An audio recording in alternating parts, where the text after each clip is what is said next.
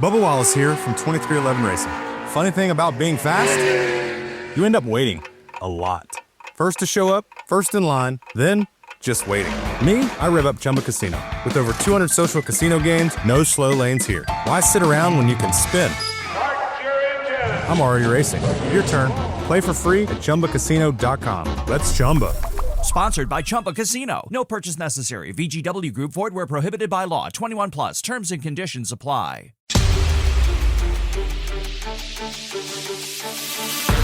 Let's go.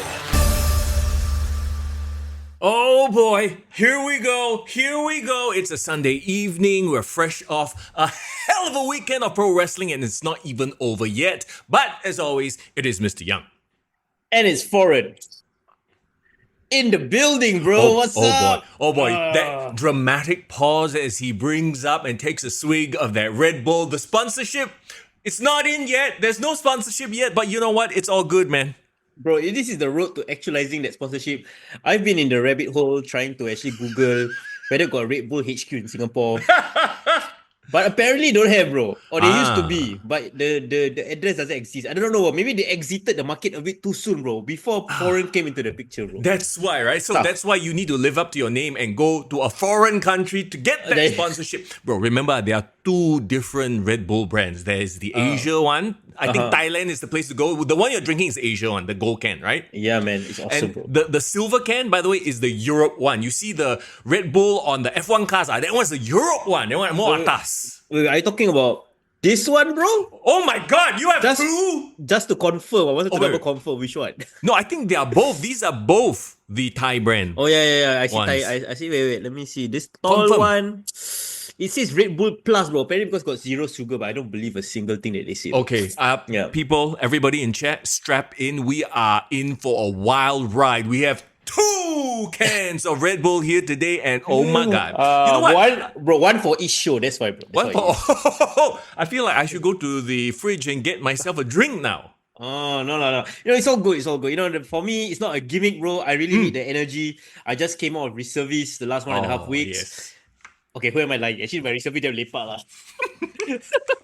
Najwan has the very important question. Najwan always in with the important questions. Foreign, are you a heel? It depends, bro. It really depends. It depends on which show you start with first, bro. Because a lot of deep thoughts about today's show. And Okay, after you hear what I have to say, people in chat and you foreign as well, you might think that I have turned heel. I'll just leave it at that. A bit of a spoiler for you. What a tease. I think I might surprise people today, and I'm excited for it. You know what? It's exciting times. You know, let's get down to business. But before we do anything, I want to talk about what I did today, bro.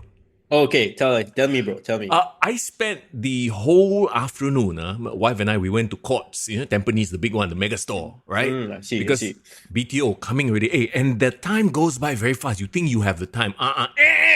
As Stone Cold would say, you know? I'm waiting, bro. Oh, okay. I was like, I thought you had... pause? I thought you had something to bring in. I was like, wow, like he's going to jump in with something. Okay. Here's the thing, right? How much do you think I spent today? Oh, wait. Do you use a credit card? Of course lah. Okay, you're talking about like all the appliances one might have in a new home. All right, hey, chat, jump in the chat and guesstimate how much you think I spent. And I'm not even halfway done. Wait, are you playing The Price Is Right now? Yeah, I think so a little bit. Okay. I give ballpark. Okay, ballpark, go. Ballpark. Okay, just furniture, right? I'm assuming this is just for your furniture. No. Right? Appliances, furniture. I went Malaysia. That one another story. Oh dear God. Okay, appliances. 10K. Hey, not bad. Yeah, on the ball, bro. You nailed it. And okay, so here's the thing, right? It's fridge, it's dishwasher, it's washing machine, it's a convection oven. So I mean, if you think about it, at the end of the day, it does make sense. Robot vacuum. Is it really a need, Mr. Young, for a robot vacuum, bro?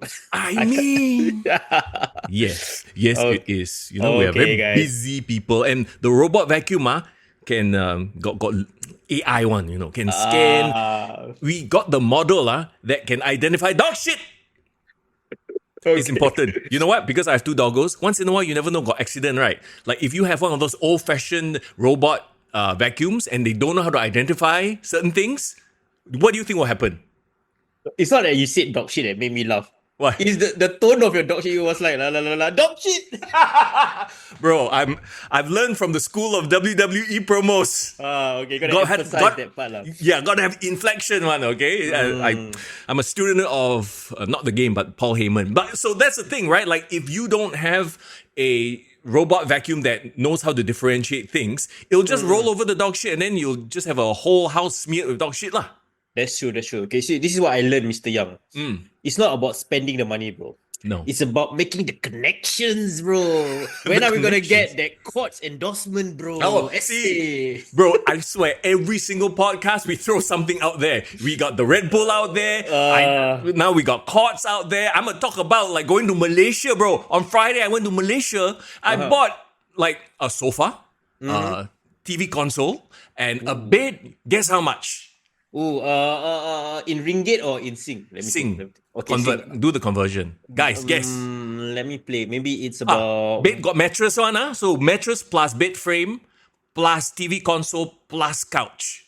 1.5k Sing. Wow, no, more. Okay, more. 2k. More. Bro, really? 4k. No, it was 3K. Okay, in between. Okay, Yeah. fair enough. And Wait, which area was this? Where did you buy JB it from? lah. I mean, Is it one of those showroom places? kind of, but it's like more out of the way. It's not like in a shopping mall or anything like that. So one of those like warehouse type deals. So it's probably a little bit cheaper. Hey, 3K for all that is actually very good law. I feel because like it's if damn you good. yeah, if you bought it in Singapore and we did all our work, right? Like one couch can cost almost 2K already in Singapore. Exactly. Just the couch. Wait, how are you sending it over? They have like delivery and stuff? Yes, they have trucks. They'll send the stuff over. It's quite cool actually. Certain places have. Okay, so this is what I found. Certain stores in Malaysia got no warranty. Or that one you don't want. That one troublesome already. Because across the border, got some give 1 year only because it's across the border. The one I found, 3 years, bro. Getting the deals, Mr. Young. Yeah, I mean, got to do a lot of shopping around. That's the thing. Yeah. Wait, Marco Purata asked, the TV how many inch, Mr. Young? Haven't even bought the new TV yet. Still haven't yet. That one okay. That one anytime. Hello. Things like cooker and hob important. Bed important. TV not so important. Can still like iPad for a while. Gotcha. Okay. So for all you like interpret, maybe never own a house, first time home buyers. For me, future first time home buyer. Yeah. Can you give us a ballpark figure? If you just furniture and all this nonsense, how much should we save up, bro? This is for all of you listeners as well. Okay, so here's the thing, right? Like, how deep down the rabbit hole do you want to go? Like you said, you can absolutely say, no, I do not need a robot vac. Just get a regular hand vacuum can already. That one you save 1.5, 1.7, right? Gotcha. Yeah? Yes. You want a smaller fridge, you save a few thousand here, a few thousand there. So it's really about what you need or want in life, right? Because a friend of mine, he said he needed a fridge, but he needed a very specific fridge. I said, okay, what kind you need? Oh, I need the one that I can play my Spotify music from the screen. Then I'm like, you really need that, bro. No, that's not a need. That is a want. That's a I'm. Well, hey, your friend ballin', huh? It's like 5K, something like that. You know. A guest. He was actually attended our podcast event last year. End of year awards. So. There you go. We got people like dollar bills making it rain and stuff like that. But yeah, some of these smart, like I saw. Okay, the dishwasher, for example, that I got right. Dishwasher, no smart version. Okay, my English. No smart version. Oi. $900. There you go. See? Smart version, 1,006. I'm like, for 600, $700, I can press button. It's okay. I don't need an app.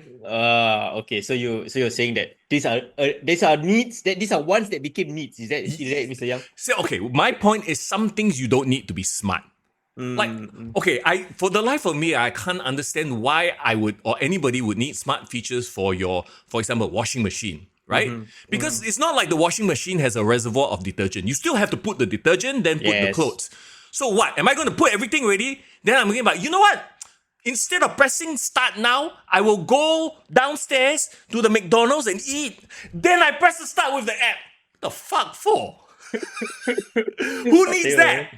I tell you, who have you been watching, bro? Who has been talking to you, bro, doing this kind of nonsense? No, just these conversations I have and reading up, right? I'm like, what's the point of having smart an app when I just need to press I press read, then I go downstairs I'm not in that much of a hurry.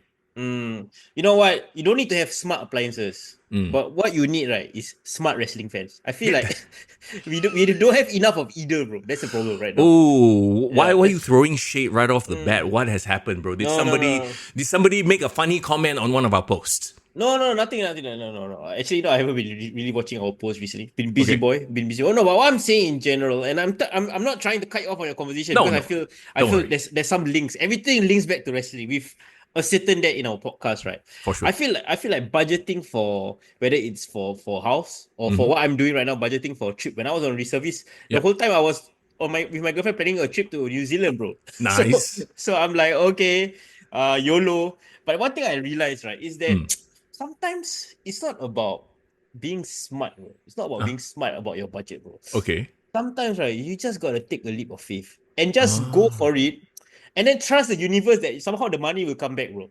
Sometimes you have to do that. So you are suggesting that we live the Tony Khan life? Is that what you are suggesting? There is your link, by the way. You are a smart man, Mr. Young. Very, very smart man. Almost as if I should be in the media industry, huh? Almost. Are you almost in the media industry or what? Well, okay, there are a lot of things to say about that, but with that said, yeah.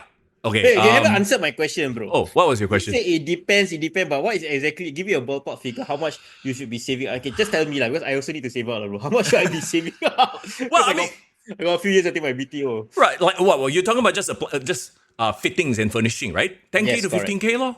Okay, 10K, 15K. And again, it depends on what you want in life. You want a 30-inch TV versus a 60 versus 100 versus a projector. Then the cost doubles, triples, quadruples, you know? Got you. If you want to license out certain music because you want to hear and broadcast that music every day because you have deep pockets, that one will cost another amount of money. 20K. Or you want to put a projector on your TV screen so you can listen and see our faces talk about wrestling every weekend. Wait. I think that one free lah. I think that one can just get from Carousel or Tapao. Did Foreign just take things to another level? Did you just suggest putting a projector on a TV? Yes, correct.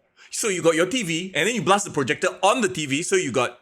It is Ryan Seacrest here. There was a recent social media trend which consisted of flying on a plane with no music, no movies, no entertainment. But a better trend would be going to ChumbaCasino.com. It's like having a mini social casino in your pocket. Chumba Casino has over 100 online casino-style games, all absolutely free. It's the most fun you can have online and on a plane. So grab your free welcome bonus now at ChumbaCasino.com. Sponsored by Chumba Casino. No purchase necessary. VGW Group. Void where prohibited by law. 21 plus. Terms and conditions apply.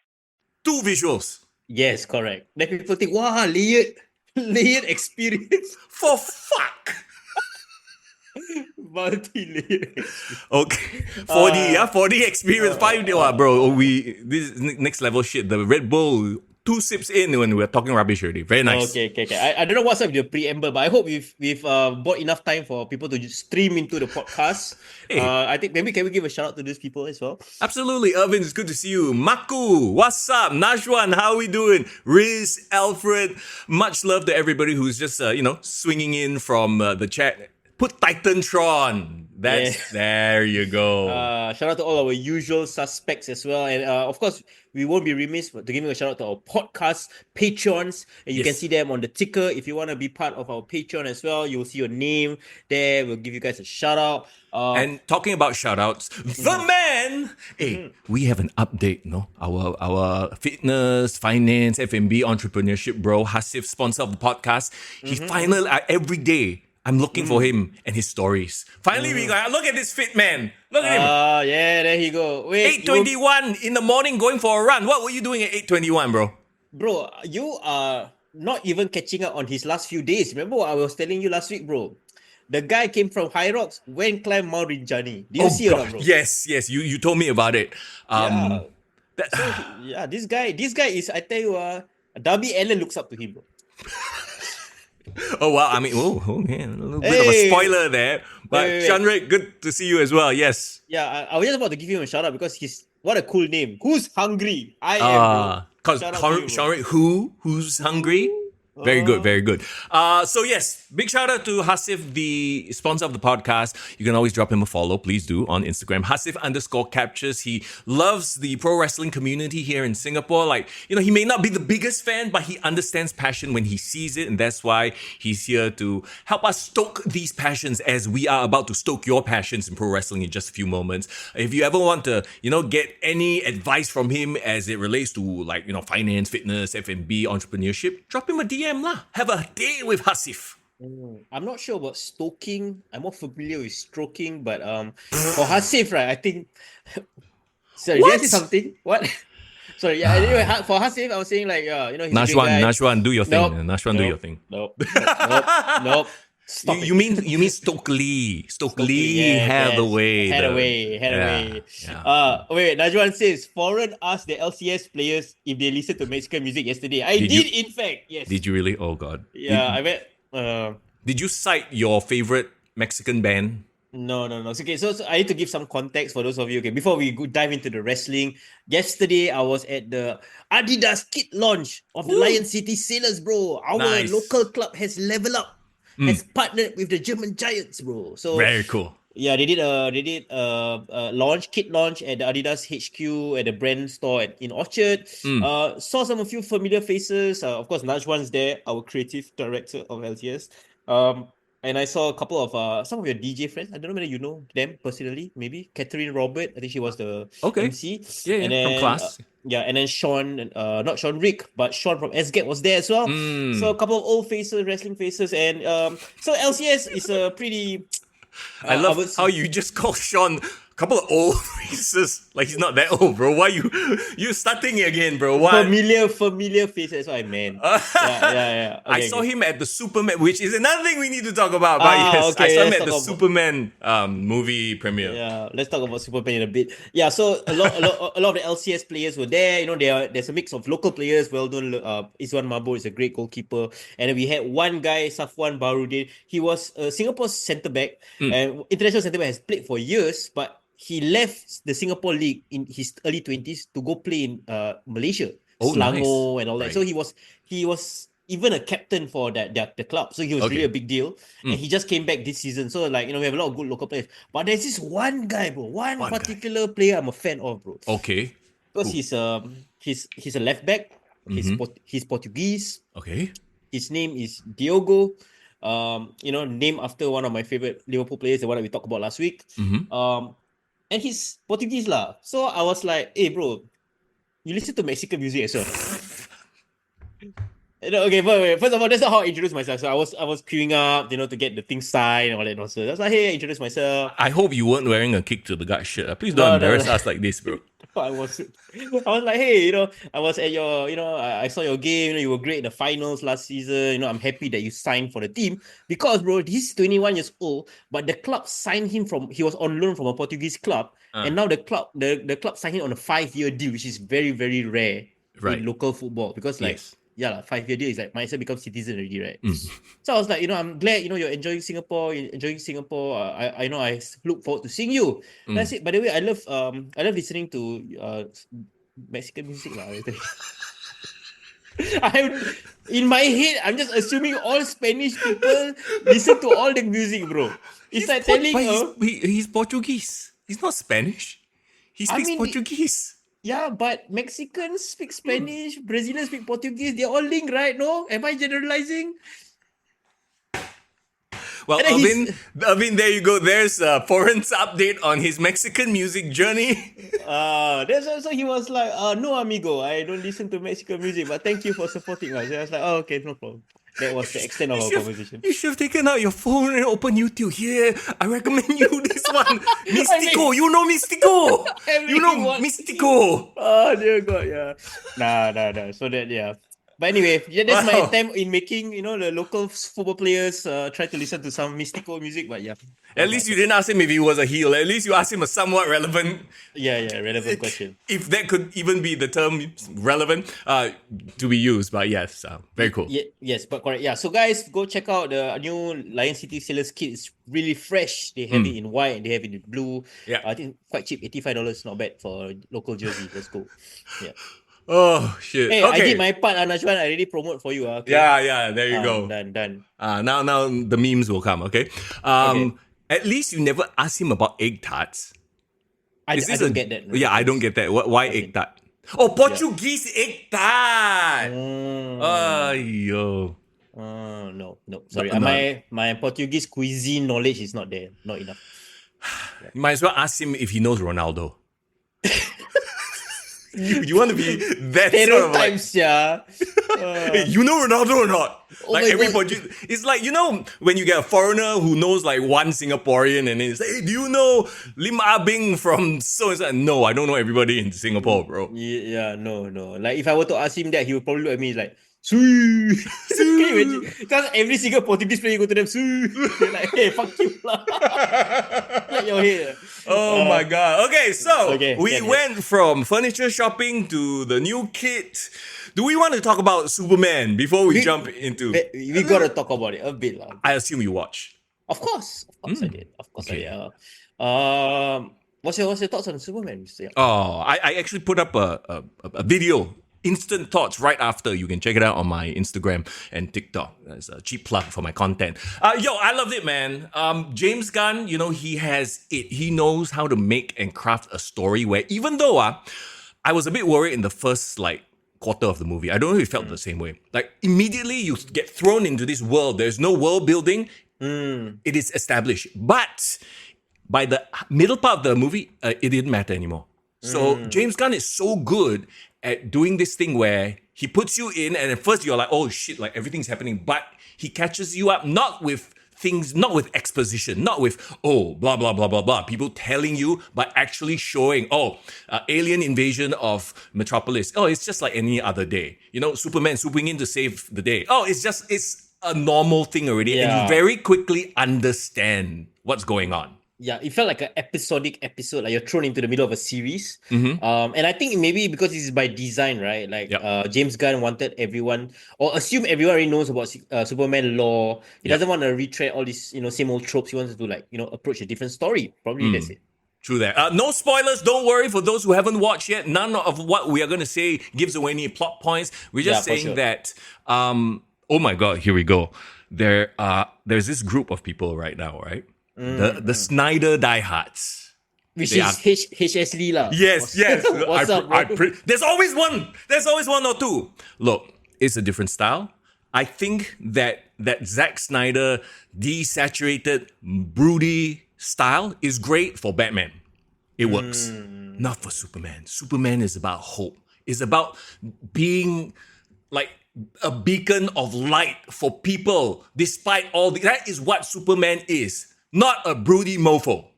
You see, bro. Okay, we're not gonna talk about spoilers, but I think this movie highlighted what works for Superman. Yes. And also highlighted what was the deficiencies on the Man of Steel. And this is coming from a huge Henry Cavill fan. I love Henry Cavill, by the way. Oh, yes. But seeing this portrayal of Superman made me realize actually his Superman was lacking a lot. Yeah. Why I say that is because two things that this new guy David Corenswet wins over his predecessor. First of all, damn, my girlfriend fell in love with him within like the first few seconds. So bro, this has always been the quote unquote problem I found with Superman. Unrelatable. He's too OP already. Correct, but yes, this guy, he's bumbling like legitimately. Even as Superman, he's bumbling. Yeah. He's very innocent and pure, and that was very highlighted by the his chemistry with Louis Lane. Because Louis Lane said like, you trust people too easily, bro. But you see, that's the crux of his entire character arc in a lot of the comics, in the Golden Age stuff, where he's just this guy that's, you're like, especially, it's, you know what this is perfect for? It's perfect for a cynical world of 2025 where everybody is like, and there's even a scene for the complainers. I love that scene, bro, where I saw it, like, It applies to the IWC. Gotcha. You know what scene I'm talking about, right? I know. Yeah. And that's why I feel that, and I'll tell you what I like about Man of Steel as well, right? For this one, he is hopeful, he's idealistic to a fault, to the point that sometimes it becomes like a weakness that people take advantage of. And secondly, he is trying to do good, but he is while he's inherently good, he has to make a conscious choice to be good. If you know about the spoilers of the movie, right? And okay, so I'm trying to think of how to explain it without giving away too much. You know what, guys, just watch the movie. Watch the movie. I think James Gunn is such a magnificent storyteller, and step into the world of power, loyalty, and luck. I'm gonna make him an offer he can't refuse. With family, cannolis, and spins mean everything. Now, you wanna get mixed up in the family business. Introducing The Godfather at ChumbaCasino.com. Test your luck in the shadowy world of The Godfather slot. Someday, I will call upon you to do a service for me. Play The Godfather now at ChumbaCasino.com. Welcome to the family. No purchase necessary. VGW Group. Void where prohibited by law. 21 plus. Terms and conditions apply. it's not an ensemble movie. It's not like the Suicide Squad where you're telling several different character stories, right? But there are other characters that don't interfere and don't seem like a tag on. You know what I mean? Like Mr. Terrific was terrific. Yeah, he was great. He was great. Imagine this. Instead of cramming cameos for no reason that make no sense, why don't you just do a good movie, introduce interesting character where it fits so that people are excited to watch that interesting character? I mean, right? Yeah, easy. I mean, it's a formula, right? It works, right?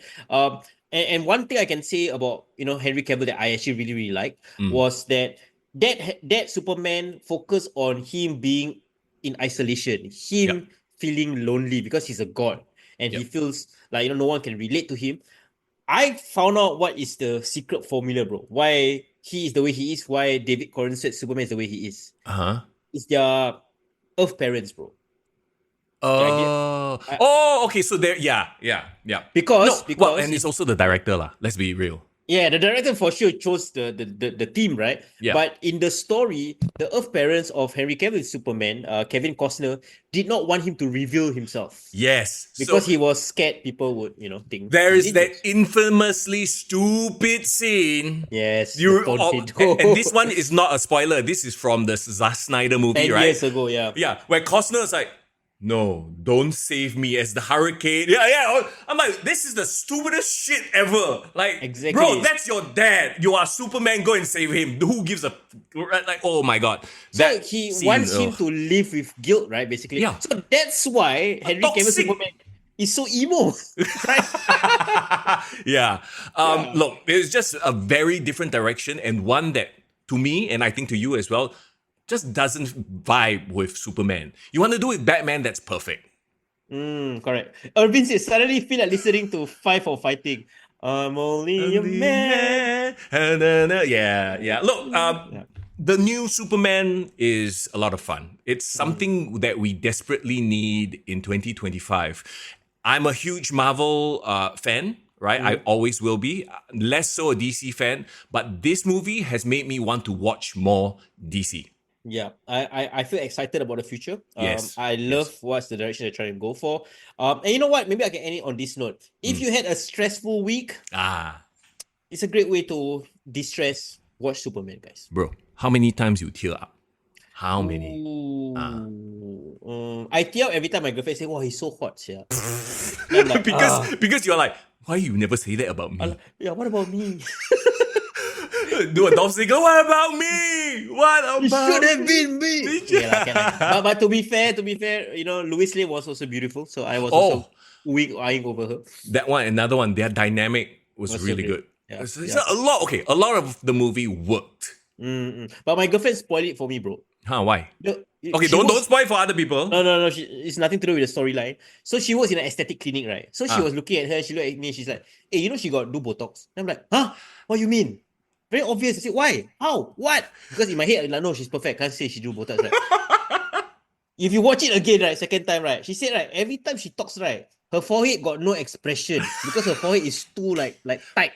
That's frozen. Why she Botox. Yes. So now you know if you want to see whether women do Botox, according to my girlfriend. Yeah. Okay then. Irvin says, remind her that he's not the same species, he alien. So you don't need to feel sad. This is a Superman alien. Correct. Yes. One more thing. The flying scenes were awesome.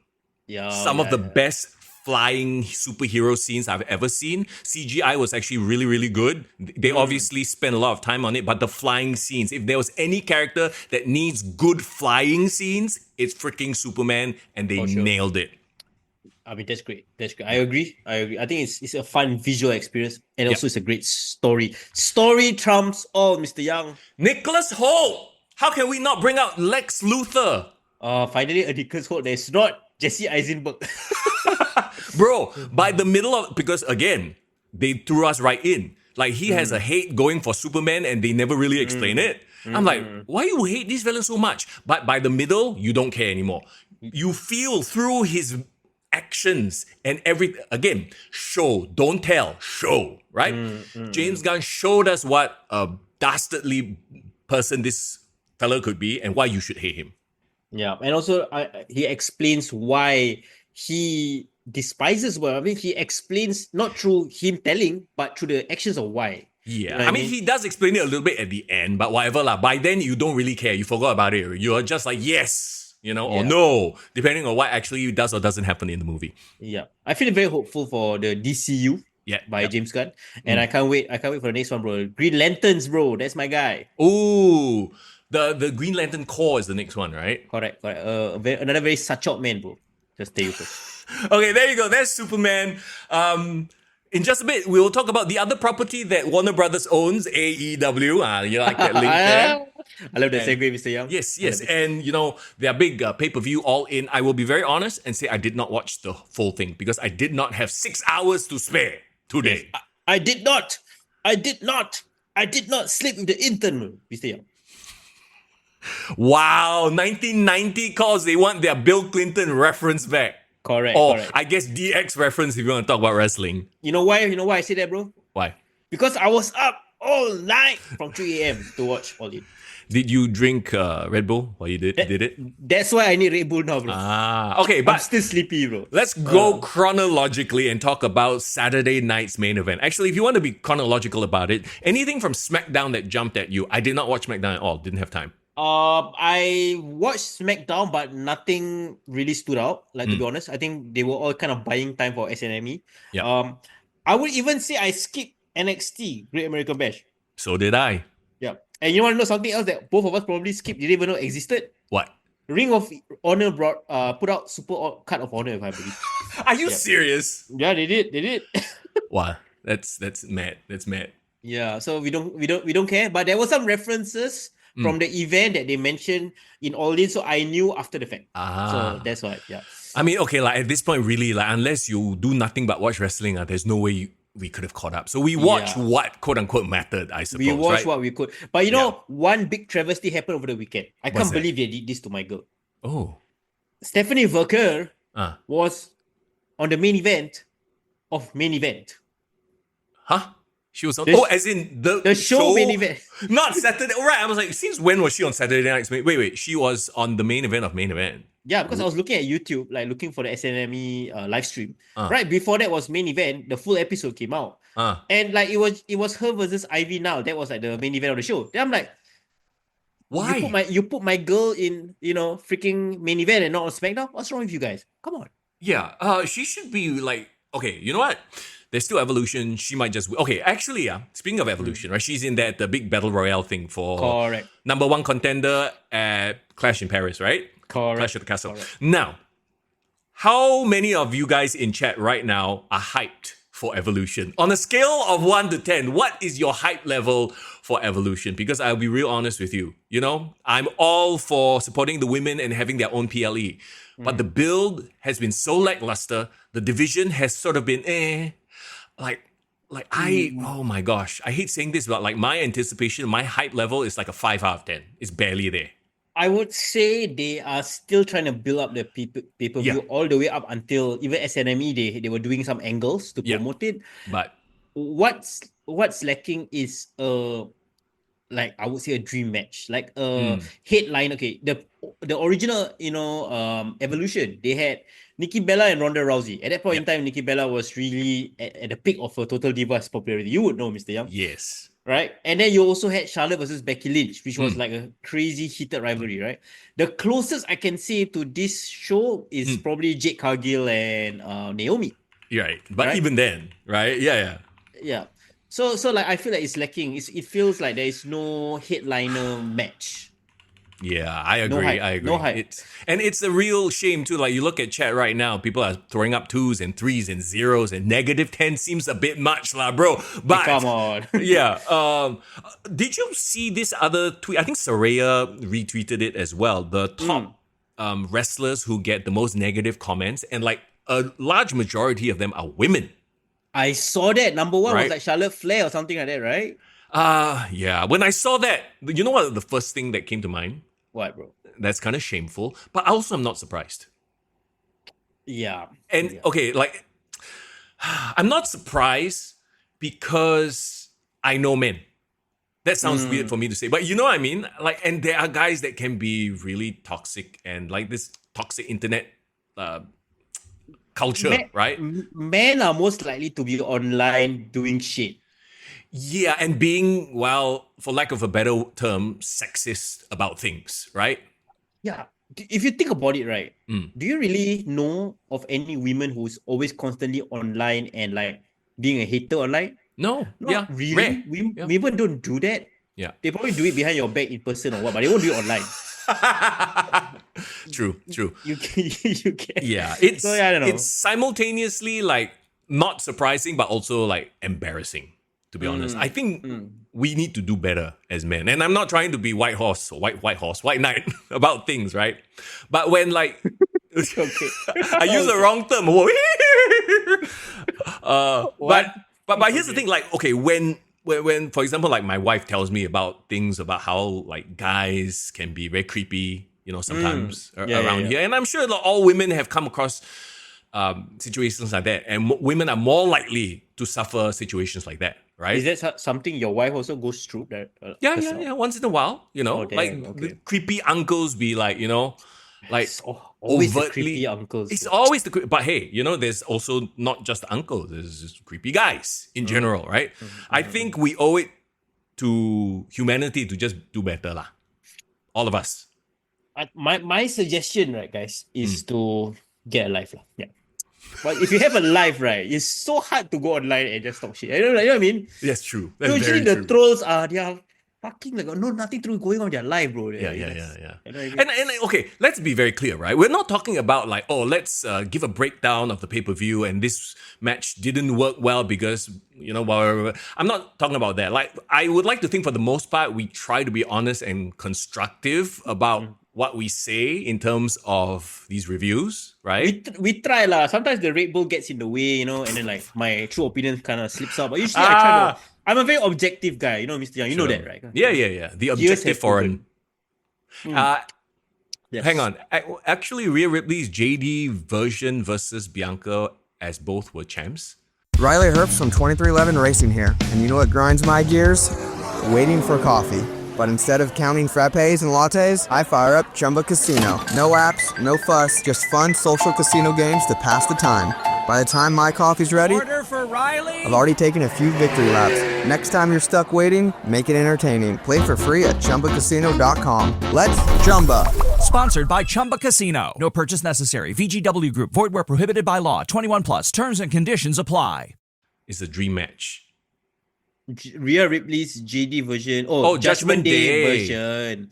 Yeah. I get what you mean. Like if there was a Rhea Ripley versus Bianca rivalry that was happening throughout the summer and culminated here, confirm this is a main event. Sure. Potential. But anyway, yeah, at the end of the day, right, this is down to storytelling, and there aren't that many compelling, interesting stories going into this PLE, plain and simple. Yeah. But I do want to shout out what Irvin says. I did read Charlotte Flair's Players Tribune article. Spend some time to read it, Mr. Young. It really changed my opinion of Charlotte Flair. Now I really, really respect her. I read like the cliff notes, obviously, right? But it was the one where she talks about like, you know, how she actually got super affected when like her divorces and all that stuff got brought up, right? The O entry line, right? Yeah. I mean, it was hilarious, let's be honest. But of course, it's Raw, you know. So we were talking. No, bro, it's SmackDown. Okay. You see my train of thought just left the station, bro. Left the station. Okay, no, what I'm saying is like, remember we were all commenting like, why he react like that? So unprofessional, blah, blah, blah. Then I'm like, you know what? That was a human emotion. Like, she said it in the article that in her mind, that was a personal thing. That was Ashley Flair going through it. But then they incorporated into the storyline. Maybe she wasn't prepared for it. And the way it came across, it feels like she wasn't prepared for it. So that made her like, react in a very human way. So, I feel bad. That's one thing. Sure. But the second thing is she had a very, very great point that she was saying how women at her age, 39, going on 40, is considered old and washed up. When you look at the main eventers in WWE, she's younger than Roman Reigns, she's younger than Cody Rhodes. They are like the top guys and they can go for another decade. True. So I completely agree with her that, she wants to change that perception of women that they can wrestle until they're older, and even as an older person, that can go into storylines, plays into rivalry, doesn't mean they are washed up. Right. But a lot of this is a visual sport. And I think a lot of that has to do with the visuals of things, right? Like at a certain age, a man looks more quote unquote. And this has, I don't want to go too deep into this thing lah, but at the end of the day, right? Like what makes a man attractive? Stability and like, quote unquote, in terms of, if you want to think about it in that sort of level, right? It's like, this guy's been around the block, like, he's got a bit of gray, but he's a champion, blah, blah, blah, that kind of thing, right? I thought you were seriously asking me what makes a guy attractive. I had to think and like, what would I like about a guy? Like, bro, I don't speak that way, bro. I do not know what makes a guy attractive, bro. I guess I can't ask you that question, but like, dashing Cody Rhodes or the current Cody Rhodes? I mean, I think most of us would objectively agree, current Cody Rhodes, right? Okay, let's put it in a better way. Mr. Young, at your current age, most attractive version of Mr. Young that I know. All right then. Well, we've certainly meandered into very uncharted territory here. Hey, you agree or disagree? Do you really think you're at the prime of your life? I agree. Yes, I agree. Exactly. None of those roti prata midnight, diets during your radio days. No more of that. No more. Now it's just water. Look, bro. All I drink is water. I need a sponsorship from water, Mother Nature. Okay, gotcha. Mother Nature Springs. All right, that's good. Okay. So yeah, Evolution. I mean, I'll watch it for sure. Not live. Whenever I have time to catch up. Yeah. Just to, be a completionist lah. But beyond that, it's like, no hype. Yeah, but let's talk about the shows that we did watch that came out during this Saturday or Sunday morning. Saturday nights, commercial breaks. I mean, main event. Yes. Anyway, what's the order? I will talk about that. I think that's because it's faster lah. Yeah. And it goes Wait, was it before or after? No, All In happened first. Yeah. Okay, actually, you know what? Yeah, let's start with this first. Alfred said Mr. Young's Marvel Snap streams are attractive. Oh, well, thank you. I appreciate that. Every what Thursday. Do you do on the streams, bro? I play Marvel Snap lah. I thought you showed some attractive features about you. Okay, so let's talk about Saturday night's main event from Atlanta, Georgia, the home city of Goldberg. And we kicked off with Randy Orton with Jelly Roll. Okay, so this, according to what I watched, was because of what happened on SmackDown. Jelly Roll was there, right?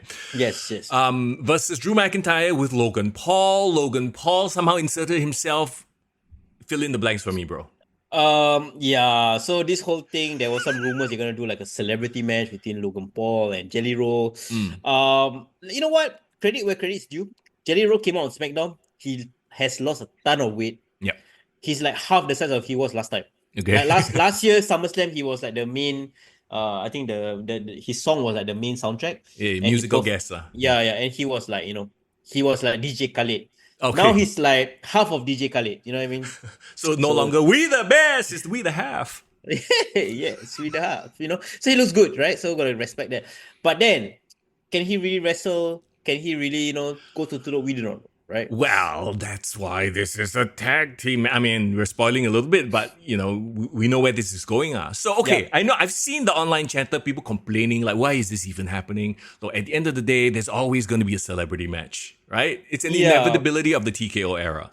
I've also learned that, now that the likes of Logan Paul, Bad Bunny has set a standard. I think they will QC a bit lah, the celebrities that they choose to push. Yeah, but that said, like Alfred brings up, do you think Jelly Roll is as serious as Bad Bunny? He probably can't go like Bad Bunny, but, given the right, and, from what we've seen, he's not like completely awkward. Like, certain celebrities back in the past, they take a punch, quote unquote, and then you see them crumple and they look awkward AF. Like, he didn't seem awkward. Let's be honest, he's not going to do the Logan Paul athletic stuff. No. He's probably going to wrestle more like Solo Sikoa or like Jacob Fatu. He's going to do the power move stuff lah. That's what brawler, punch, kick, that kind of stuff. Irvin says he can wrestle like one-man gang style. No need to bump. Exactly, right? Oh, that's a great reference, Irvin. Yeah, one-man gang. One thing I would say about him though, he brought the emotion and the promos. Because when Logan Paul is hilarious, right? He came out on SmackDown, interrupted him performing, and then he said like, we do not like outsiders like you, And I'm like, hey, fuck you lah, you also outsider lah. I love it. And then I think he stood up for himself. Jelly gave me the same kind of like passion, energy in terms of promos like Stephen Amell did. Okay. So he can carry a promo where Bad Bunny wouldn't have been able to. So that's one thing going for him. So he said like, you know what, I'm gonna go at Randy's corner since Drew has Logan in his corner. Logan has been like cozying up all the wrestlers. He's not doing his own stuff these days, right? I know you are probably not a fan of the fact that Randy is now in this side quest. Like, you were hoping for Randy to go to the main event at some junction or somehow be involved with Cody and Cena, but it's very obvious after the result of this match, and we even saw Randy and Jelly Roll is going to be in a tag team against Drew and Logan at SummerSlam. Yeah, I mean, as a Randy fan, I'm like, bro, this guy is getting the easiest payday of his life. But I would say this.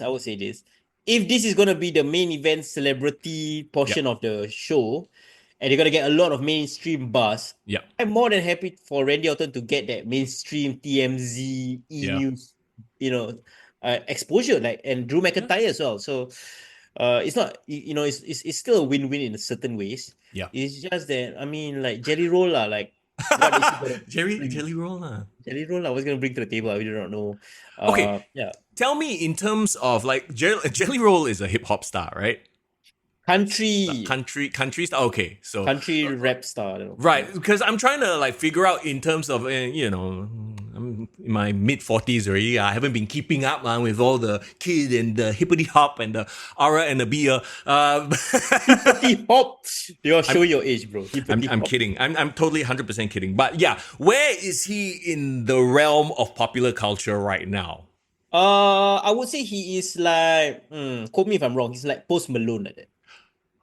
But I feel like Post Malone is bigger, like he's quite mainstream.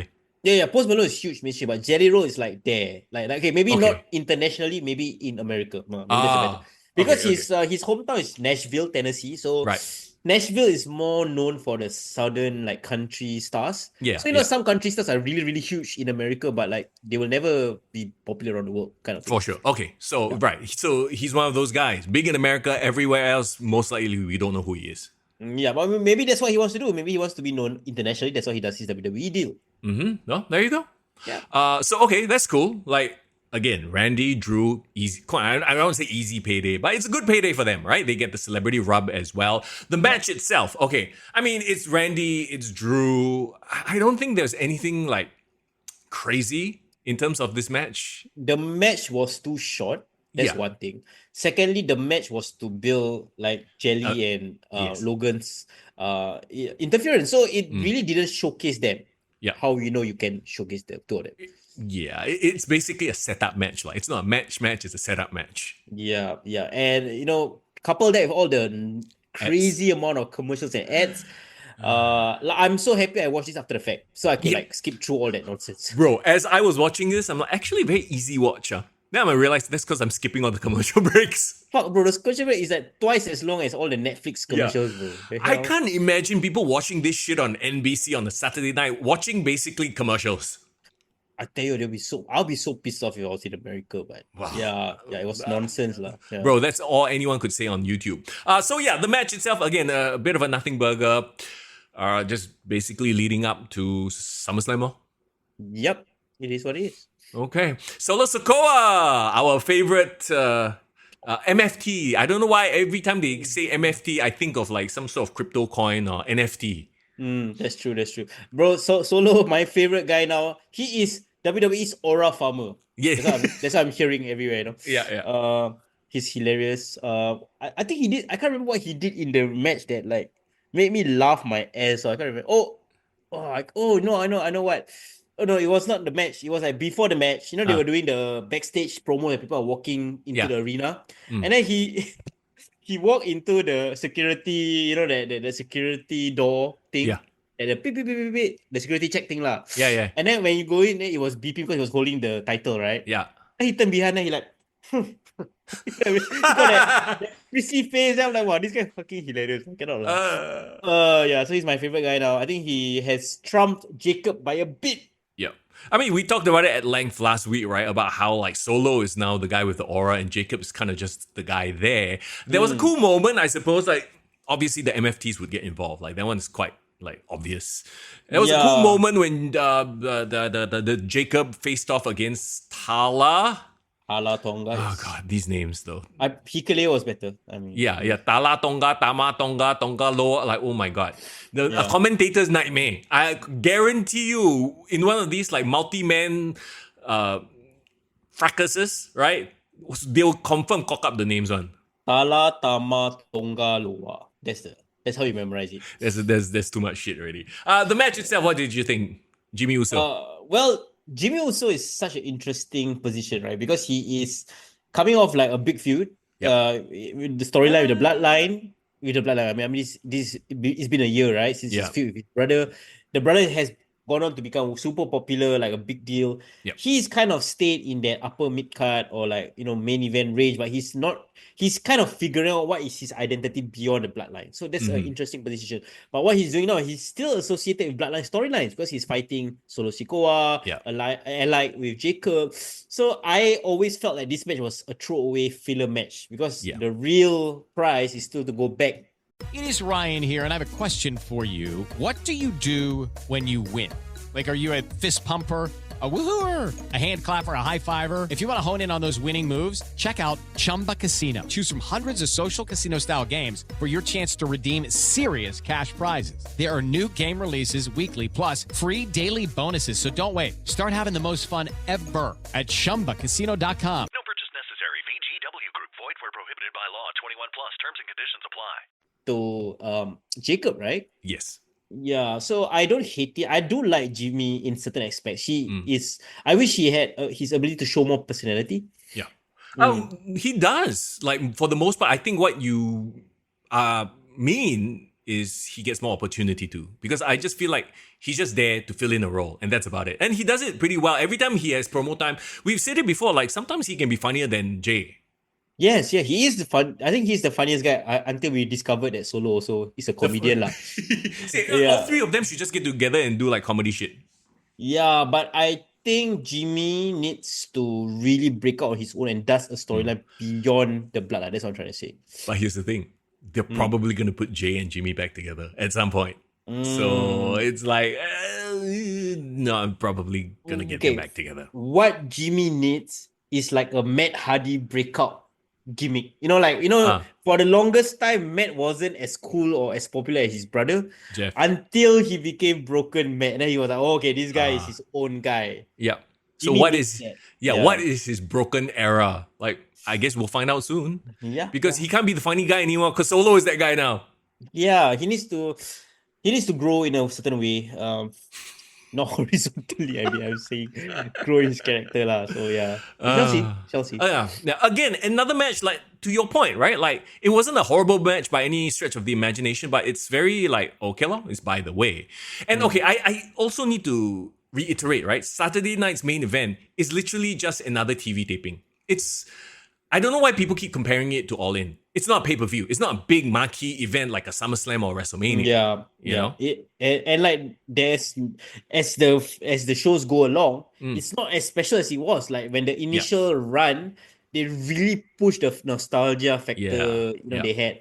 Even now, Jesse Ventura on the commentary felt, muted. Bro, didn't they take him out of commentary, essentially? Was he even Yeah, on commentary? He I wasn't, think what? he just hosted the start of the Yeah, right? he was just there with Joe Tessitore, like sort of like in between hosting them, but he wasn't on the call, which was actually very refreshing. Like, not that I hate it, but it's like, Yeah, like, because the previous time he was getting in the way, right, on the commentary. yes, he was saying things like it's true Jesse the Body Ventura style, sure, but it's how do I put it? It's a little bit like having JR on commentary. You show them the respect, but if you do it too often, he gets in the way. Yeah. I like all the comments. Irvin saying like how Matt and Kristen had to leave and break up from their partners. Correct. Alfred, isn't Matt's V1 gimmick a breakup? Yes, it was. But V1 nah. It was a comedy gimmick. Let's be honest. But I get what you mean. Like yeah. I think Jimmy needs that. And until then, I would say Solo has surpassed him in terms of interest. The problem is also with Jimmy, right? Now it's not just Jimmy and Jay. Okay. Now it's Jimmy, Jay, Solo, Taman, Tala, like you got so many family members. You know this is akin to what or not? What? Bubba, Devon, Spike, all the different Dudleys. You know ECW had multiple Dudleys apart from those three. Agreed. Yeah. That's a big issue, and there's no breaking out. And their aura is getting less and less with each debut. You debut all got no aura, bro. Or diluting like nobody's business. JC Mateo.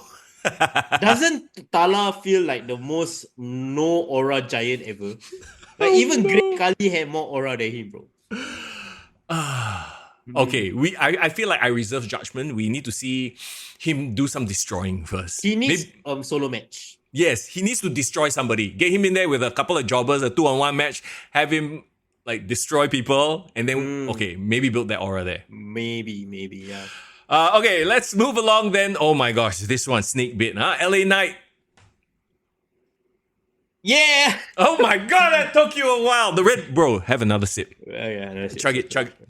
There you go. LA Knight, yeah, versus Seth Rollins. Oof. I feel bad unless it's a work. I was actually looking forward to this match. Yep. Same. I was really looking forward because I felt like they're just gonna start building this feud towards SummerSlam for sure. Yeah. Right? It's definitely not over, bro. Definitely. You know why? Why? LA won. Yes, LA won. Finally he wins, but not by decision. They pull off the feud, and the feud didn't even have time to get leaks or what. They just nope. blow it off with him winning. But the crazy thing is, and they even made it a point to mention this on commentary, right? LA Knight is technically in two feuds. One with Seth Rollins' group, another one with Solo Sikoa's group. So technically, you take Seth Rollins off the board, LA Knight can still go and feud with Solo Sikoa and his guys. Agreed. Actually, I would say that the Seth feud was like something that was kind of a sidetrack for him because he was not from the show, right? He's not from Raw. But why I thought I straight away knew that this wasn't like, supposed to happen was you can tell him clearly instructing the referee and Paul that they need to end the match now. Like they need to do a audible. And I think if you saw properly, they had referee just communicated to LA Knight as well. Yes. It was very sudden, the finish, right? It was literally, did he slip up on the first rebound senton? No, he didn't. That was okay. That was what he was supposed to do, right? It was the landing on the moonsault on the second one. Correct. He was doing supposed to be like a lion salt, and he landed on his feet. Yeah. Immediately when I saw him land, he straight away favored his foot. Like, okay, bad landing, tweak his knee.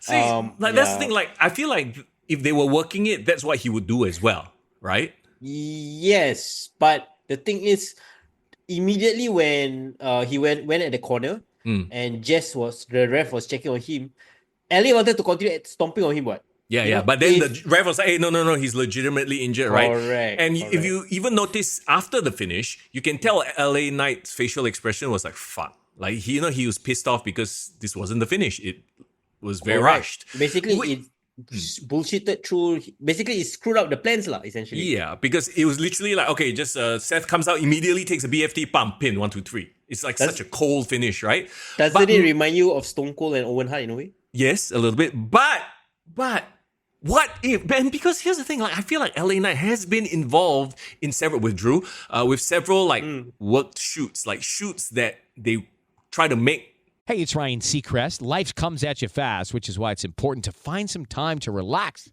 A little you time. Enter Chumba Casino. With no download required, you can jump on anytime, anywhere for the chance to redeem some serious prizes. So treat yourself with Chumba Casino and play over 100 online casino-style games, all for free. Go to ChumbaCasino.com to collect your free welcome bonus. Sponsored by Chumba Casino. No purchase necessary. VGW Group. Void where prohibited by law. 21 plus. Terms and conditions apply.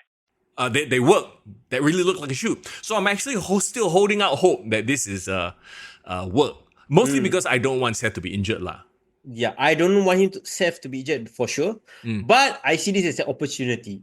Yeah, bro, I had the exact same thought. When this happened, I was like, shit, that sucks.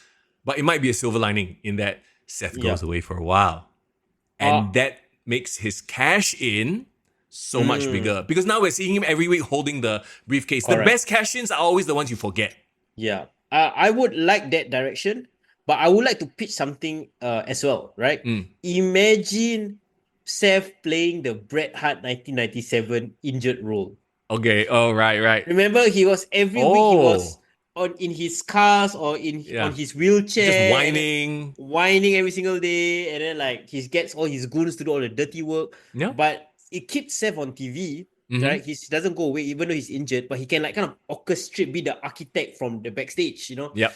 I would like that to happen if possible. Yeah, and he doesn't have to tease the cash in because he's injured, right? So they can kind of put it there in the background, but he doesn't actually have to do it. And you know what else they could do? They could have him by ringside. They could literally have him by ringside in his cast, and one day he gets up, takes off the cast, cash in. Kevin Nash it all. Yes. Yeah, so I would like him to still favor into storylines. They can let Bronson and Braun do the dirty work.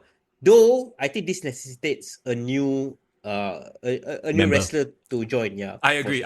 You have convinced me, bro. You have convinced me. Yes, let's keep Seth Rollins on television all year long, even while injured. Obviously, he needs to get some sort of surgery somewhere. Hopefully, again, I hope it's work. But if it's not, then let's keep him on TV. And I agree with your point. He does need one more person. He doesn't have to look further than CM Punk, what he did last year. You know, when he was injured. Exactly, right? Karrion Kross. Okay, we'll talk about that in just a bit because that's jumping the gun here. Who is a candidate then to join this group? I've talked about it before. Who I want to see in the group is Austin Theory. So Austin Theory has been on this like motivational bend on social media, which I find very weird. Like there's a very weird disconnect to see him suddenly talk about like, oh, what if you actually went and chased your dreams? I'm like, but you're that guy like talking down to people. I feel it's very telling of his position in the card right now. Yeah. I think he's saying it more for himself than for all other people. It's like, believe in the journey. Please. Please call me up. Like, what's going on? Yeah, I feel bad for him already. But I think he's so talented to not be used. And there's a precedent, if I told you before. He was aligned with Seth Rollins during the pandemic, if you remember. Correct, with Buddy and that group. The group that popped out Ray's eye. Yes, the AOP and all that nonsense as well. Yeah. Yes. So, have him back. Have him work with Seth. Let him build up as a heel. Yeah. But to your point, the great thing about this whole situation is that you have Bronson, you have Braun, you have his lackeys that can go and, wreck shop while he's injured. Yes, correct. And if you have Austin in the group, Austin can be the Randy Orton. And then Braun can be the Batista. Ta-da. Watch them insert in Grayson Waller. Walla. Yeah, so there's a lot of possibilities. That's who I want to see. Yep. But knowing WWE, I think they might put someone else. I don't know. Mm-hmm. I just think, Yeah, we'll have to wait and see. Let's get to the main event then. Gunther versus Goldberg, quote unquote retirement match. Essentially what we called last week came to pass lah, right? Exactly. Yeah, you talk about, first of all, can we just say that Gunther gave Goldberg one of his best matches of all time? If anybody could do it, it would have been Gunther, right?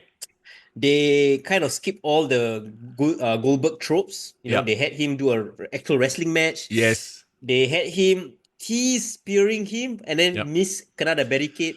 But still, he managed to pull off a jackhammer that looked precariously like it was going to F up. I'm not going to lie. spark, bro. It looked like the Undertaker jackhammer somehow, right? Yeah, I was like, oh my god, he's gonna drop. No, they did it. Oh my god. Yeah, so shout out to Gunther for taking that and surviving that.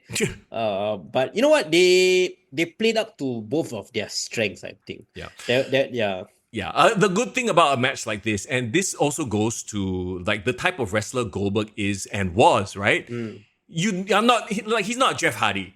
Like Yeah. you're not gonna expect him to do a swanton. He does a punch, kick, slam, scoop, slam, jackhammer, spear, and that's it. People are happy already. So you are working within those confines, and within those confines, I think he looked great versus Gunther. Now, Yeah. we called this. We literally called this last week when he said, have him choke him out, and he just passes out. He goes out on his sword. So it's an Exactly. honorable death, as it were, right? We can literally copy paste what we said last week into what actually went down. And I don't hate it. Sometimes Yep.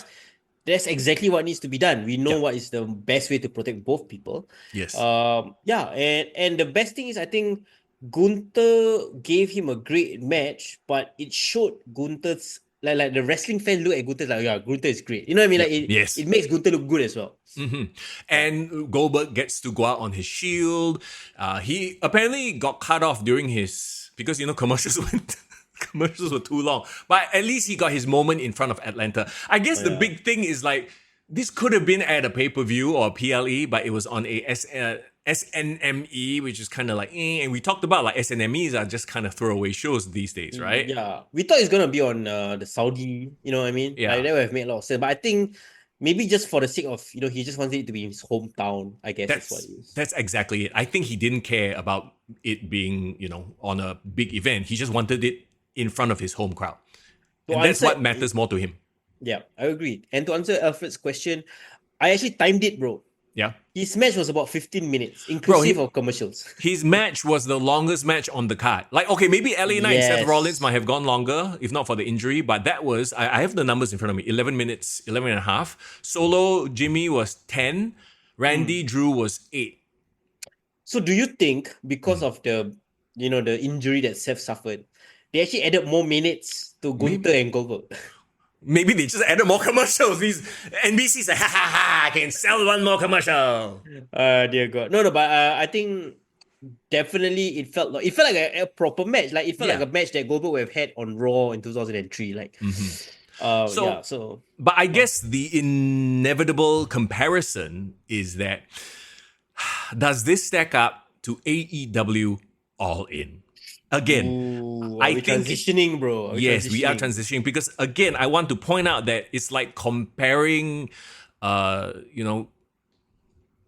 Happy Meal to a full course buffet meal at a restaurant. It's like two very different things. One's a PLE, one's a TV show, TV taping. Yeah, we can't compare, to be honest. No, Like if you see both, right, it's essentially like, okay, if your tables were turned, imagine comparing WrestleMania with Collision. No, Battle of the Belts. Battle of the Belts, yes. Yeah. Yeah, like that Perfect. would be, the comparison. Now, let's not even bring up the Great American Bash, which was obviously a bit of petty counter programming, right? I will say this, I looked at the results. None of the matches and the results actually mildly interest me to a point where I might want to catch it. Maybe Ethan Page versus Ricky Saints, but beyond that, it's like, I don't care. Honestly, if you wanna ask my honest opinion, I feel like WWE shot themselves in the foot. Yeah, a bit. Because okay, I don't know whether it's arrogance. They didn't need to counter program. Like they could have just let AEW get this weekend, right? They could have get Goldberg's retirement. Its very own headlines. Like if he did it on a weekend where he was unopposed, everyone would be talking about Goldberg's retirement, right? If they had separated Evolution to another week when he was unopposed as well, everyone would have talked about Evolution. But because they did it on this weekend, everything gets muddled. Super diluted. Nobody's really paying attention to Evolution. Saturday night's main event, still with the retirement angle, is big. And NXT, I think there's zero buzz. Yeah, and okay, first of all, they clearly wanted to counter program. But if they counter program with something really, really strong, like there was effort put into the bill, then maybe we could have said like, I think it makes sense. But even everything that they try to put out, you can tell it was a bit half-fuck. Yeah, You know yes. what I mean? No, and this is coming from, and I agree with you, this is coming from somebody who actually kind of watches NXT once in a while, and I don't watch AEW at all. AEW was more interesting. Yeah, because for the first time, and this is something I need to compliment Tony Khan and AEW, these matches actually had months of build. Yes. Like, it really had months of build for almost all the matches. Hashtag, oh yes. Ooh, hashtag surprise. Yes. Wow. Okay, we'll get to that. I know, it's surprising, right? But, you know, don't let anybody ever convince you that Mr. Young is just always anti-AEW. We'll give them props when they deserve the props. And I think in this weekend, and we've said this before about their pay-per-views, right?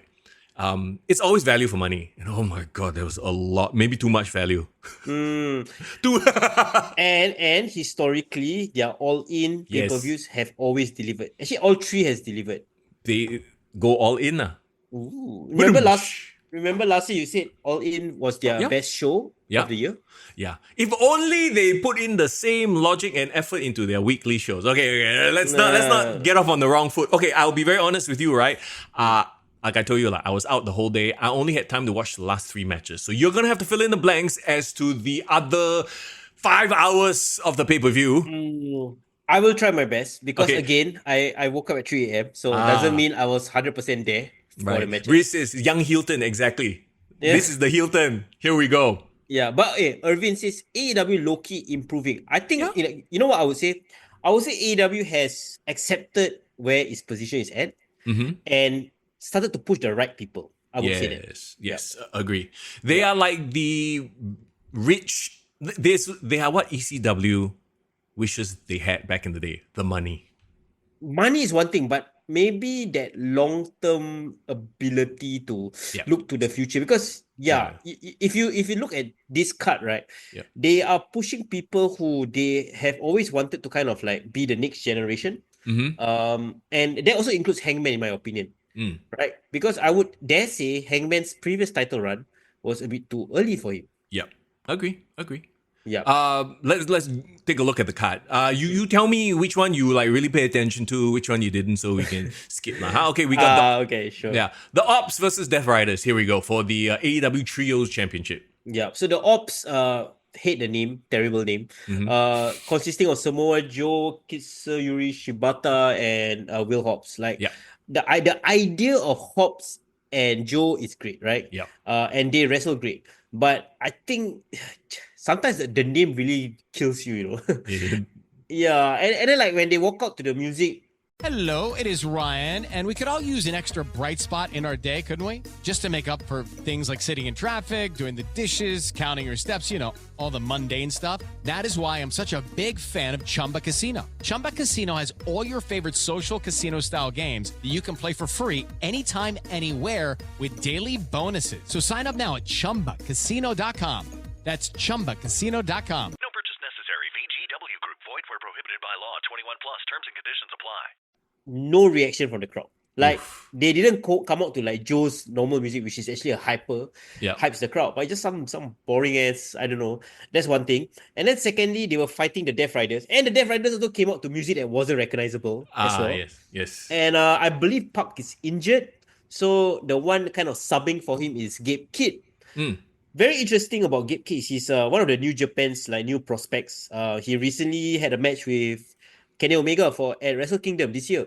Wow. So he gives me a bit of Conor McGregor vibes. He's like the very fast talking, very British, loudmouth kind of vibe. So his presentation is great.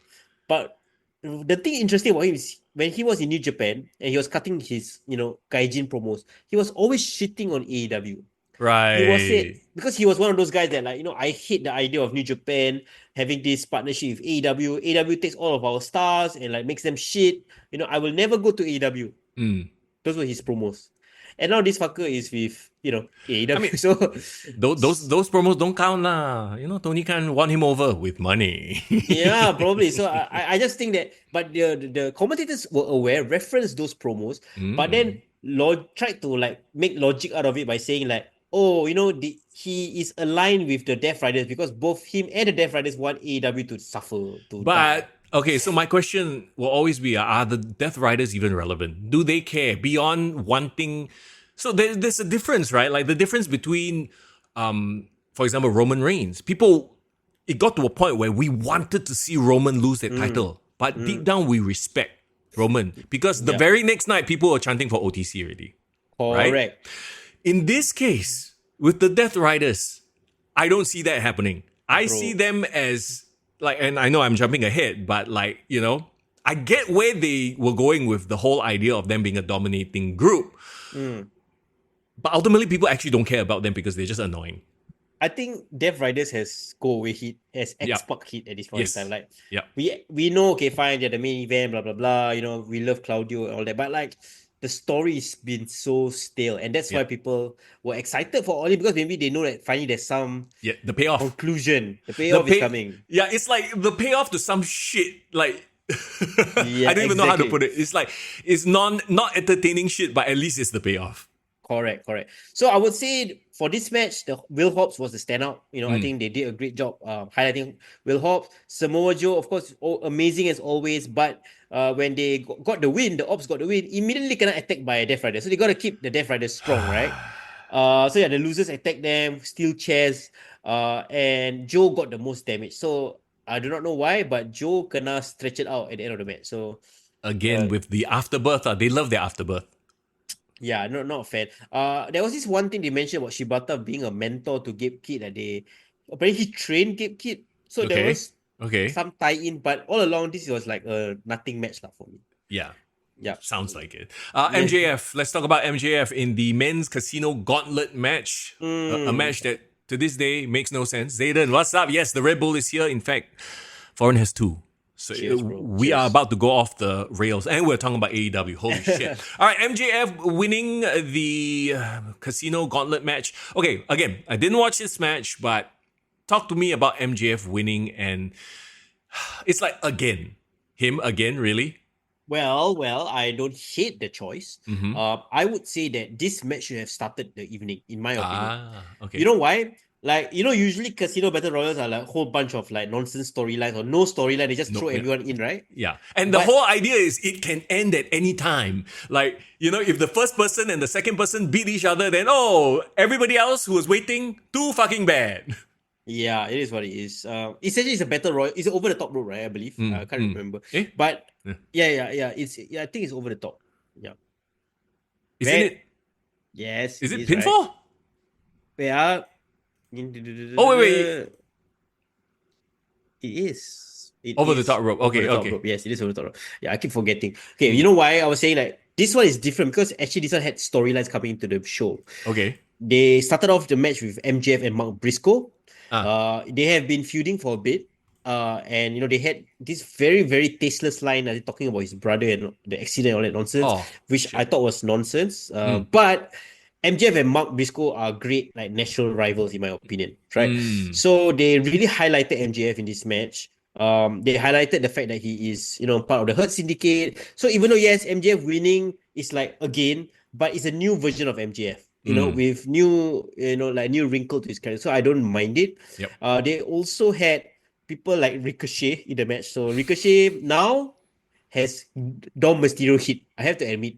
This fucker finally got some reactions and they all hate him there. Yeah, they all hate him there, but he does get a lot of reactions from the AEW crowd.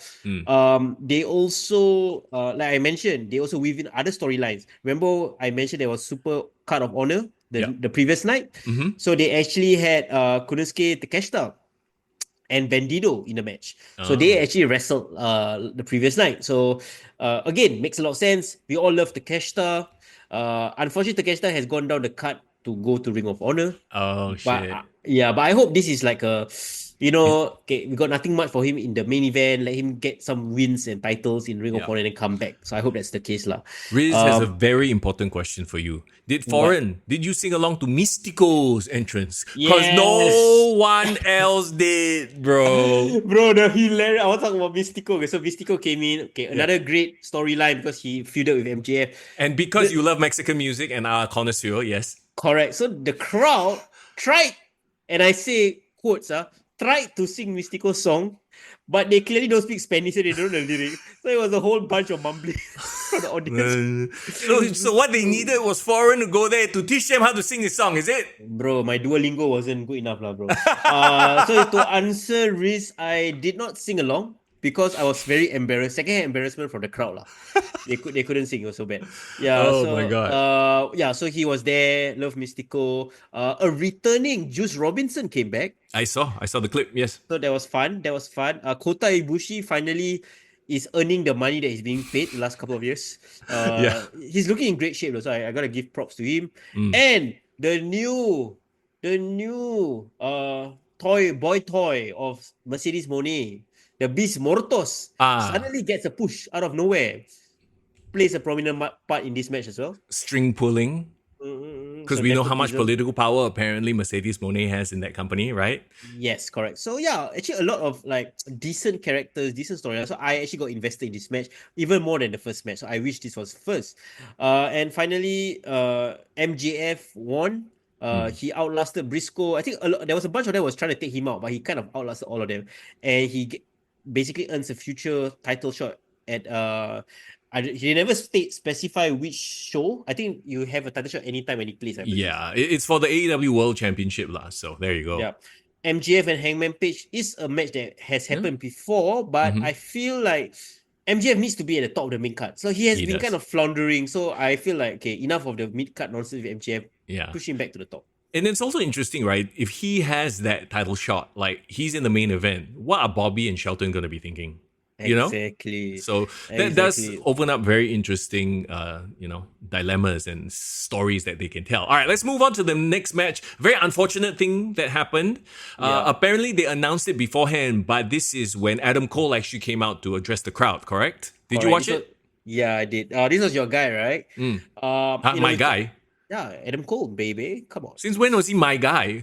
Dude, last week we were like shitting all over the fact that he was in this match. But he was your guy. I mean, he's always been your NXT guy, right? Right. From NXT, yeah. Yeah, okay. But you know what? All my speculation or our conspiracy theories, I think might be true.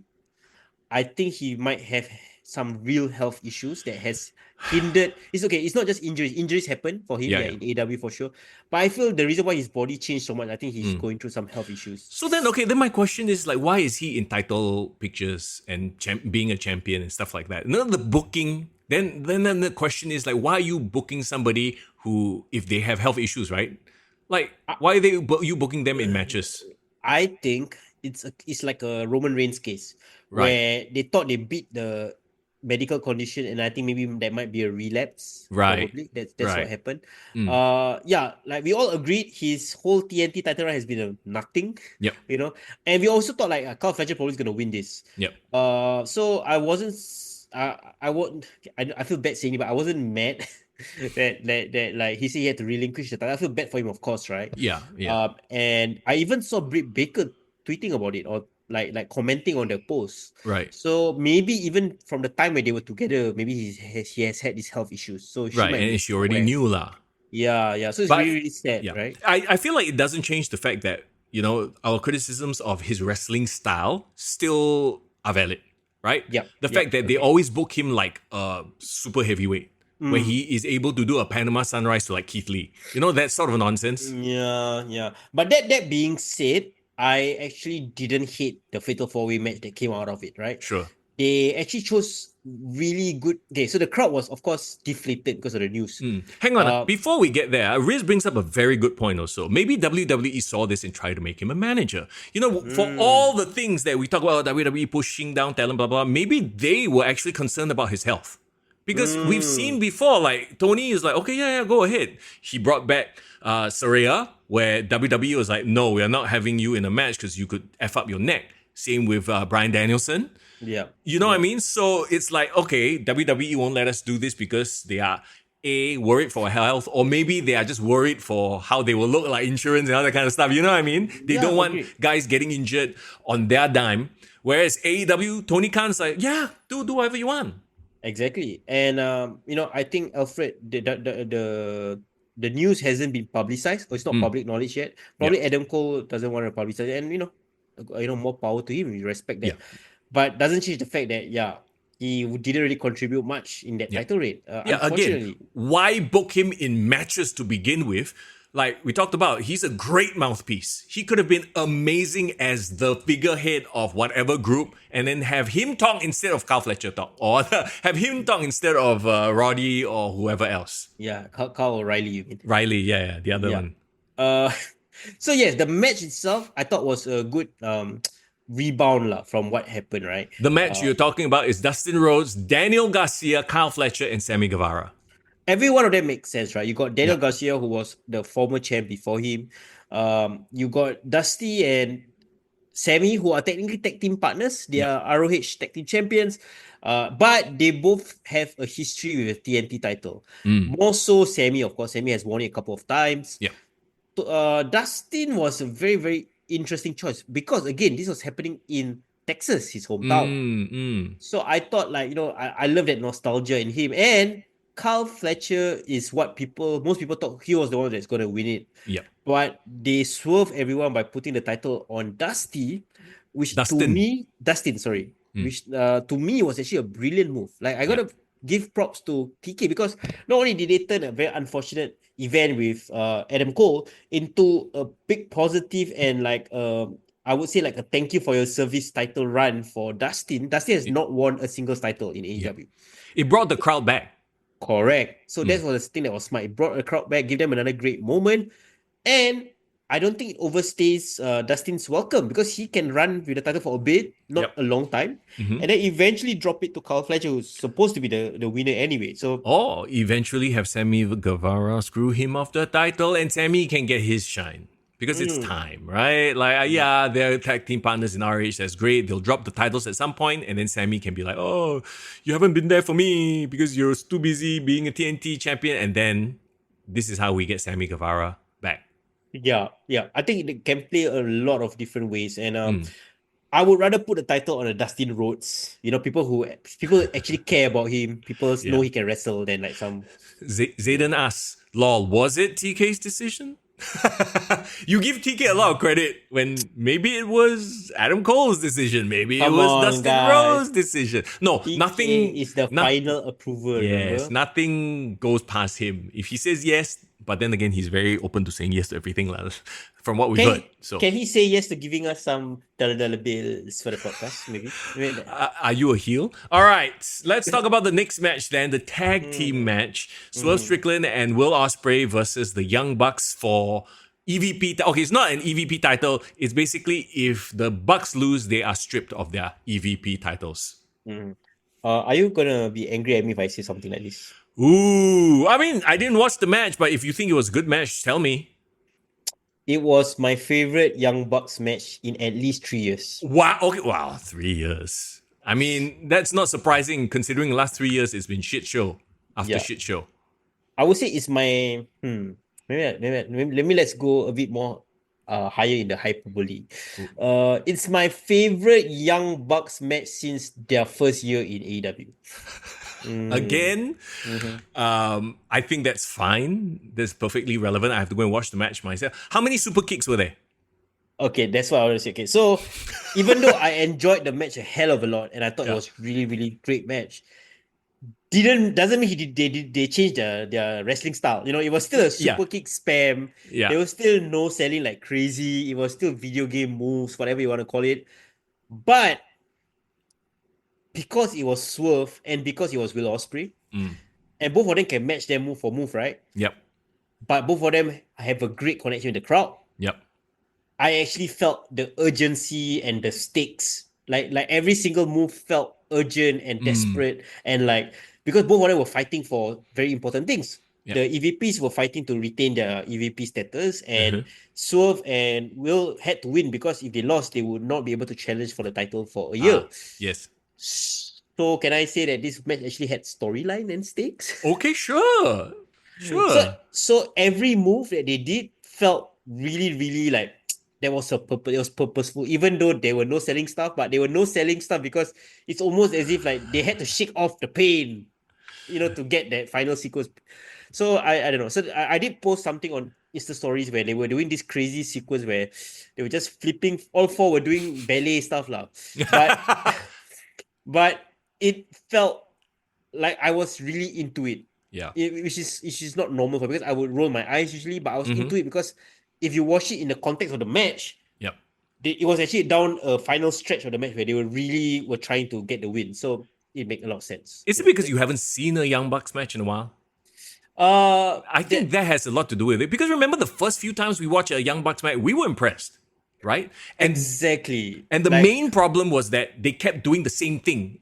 Over and over once again, you keep right? doing the same thing every single week, then it becomes not special anymore, and then you can't top yourself anymore, right? So it becomes a norm. The fact that you haven't watched a Young Bucks match in such a long time, and then they're like, and once again, Swerve and Osprey can match them move for move. So therefore, it's like, okay, shit. Is it controversial to say the only way to book the Young Bucks well is to give them a Roman Reigns schedule?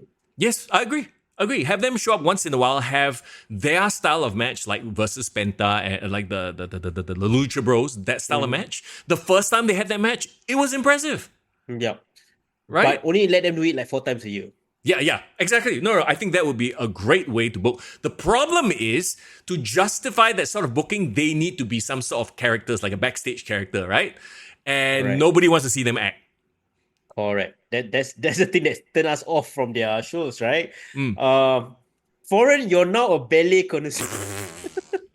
Ballet, Mexican music. I mean, shit. My bro is a connoisseur of the arts. Yes. We need that ballet school endorsement, bro. Let's go.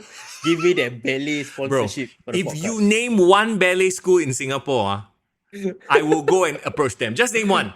You don't say I'm gonna Google right now. No Googling. You just on the spot right now. You name one off the top of your head if you can. Sure. The Royal Ballet of Singapore. I'm pretty sure there's something like that. Oh dear God. The Royal Ballet of Singapore. All right, cool. Hashtag the Royal Ballet of Singapore. Everybody, that's the new shirt. Dear God. Okay. So yes, I actually enjoyed this match. I would even dare say it was my third favorite match of the card. Favorite match. Okay. Yeah. The only thing I did not like about this match was that they were a bit too chill when they lost their EVP status. They were like, oh, okay, lose. Let me like, the payoff wasn't like, oh my God, holy crap, they lost. You know what I mean? Because they don't care. Let's be real. Look, the match might have been great because they were doing their moves, right? They're doing their thing. But the fact that, again, we're jumping ahead, they had no business being in the main event. Being stripped of EVP but still playing a role was just them being them. Exactly. It's like, they didn't need to be there. I get that they were friends or whatever, but, it's like, it served no purpose, them being at the end of the card. Yeah, that and the fact that the referee, for every Young Bucks match, he basically give up on life. He basically never do his job. Yeah, he's like, okay, whatever. Yeah. Tagging doesn't matter. Yeah, countouts don't matter. No. Yeah, nothing matters. And let's be real, this whole EVP title thing doesn't mean that much. Hasn't meant much. I don't think they've been doing the actual jobs of being EVPs for a long time already. Like yeah, but you mean kayfabe or like? No, like in real life. Like what have they been doing backstage? Bro, I will argue that both like the on-screen and the backstage stuff they never do as EVP. So them losing it means absolutely nothing. Exactly. So I think we can move on. But though great finisher, their finisher of they do the tandem house call and hidden blade, super dope. Sure. So, yeah. Let's talk about the women's casino gauntlet match. Athena won, pinning Mina Shirakawa and her Shirakawas. Yeah. Not my favorite match of the night for sure. I would say the men's one felt more interesting. Yeah. That being said, I thought it was a good showcase of the women. Like you tend to forget because WWE highlights their women really, really well. AEW, the title scene only dominated by Toni Storm and Mercedes Moné. Correct. So you tend to forget that AEW have other female wrestlers. Yeah. What's Willow Nightingale doing? Yeah, that's the thing, right? So Willow for a while was doing really, really well. She was the Ring of Honor champion. She was a TBS champion. She lost it to Mercedes, of course. But this match allowed me to pay attention to somebody like Megan Bain. Who is a beast. Gotta be clear, right? She is a beast. She is like if China had more athleticism. But we've seen how she's been presented lah. So It's all about the presentation. Okay, does this mean that Athena is getting a push? Like, she now has a AEW Women's Championship. It's like, she's, as far as I know, a Ring of Honor talent, right? And then is she now on the main roster? She was in the main roster because she had that title match with Mercedes for the TBS Championship. Oh. I believe it was Revolution or Double or Nothing, can't remember, but then she lost. So I think she kind of took a step back, but now, I think they are committed to pushing her again. I do believe that she will eventually win the title from Mercedes. Yeah, so down the line lah. Correct. So I like that she's given her due there lah. The people that impressed me in this match, I would say Megan Bayne again. And she has been winning my heart like slowly but surely, bro. Harley Cameron, bro. Yes. I'm Which surprised. part of her? Hey, all of her, bro. Okay, her talents, yes. She is, maybe I give you a good comparison. She is AEW's Chelsea Green. Okay. Yeah, she's great. She's great in her role. So is she the one that does ventriloquism? Yeah, it's that girl. She can sing. She can play guitar. She did the music video for the Iconics. Remember they did this one whole sexy music video thing? She was the one that sang it. Yeah, she's great. She's really great. Very nice. And she's Australian. What does that got to do with anything? I just feel a lot of good wrestlers are coming out of Australia these days. Like, whoa, Mr. Young, what's happening here? Did Harley Cameron lah? Yeah. Oh yeah. That video of her wearing the face mask. Yeah, that was a scene from the match. Yeah, it was hilarious. Distracting, some of her. What are you? I'm looking at her face. What? No, I'm looking at the puppet, lah. See? Oh, puppet. Puppet. See? I see. Okay. All right. Okay. Let's. She looks like what? Stacy Keibler when she was with the Dudley Boys. A bit, with the Hurricane. What? Right. Yeah, a little bit. Okay, come. Let's move on. And talk about the Hurt Syndicate versus Jet Speed. Let's not spend too much time because... I mean, if you want to keep her profile there while we continue talking, I don't mind. No, bro. Let's move on.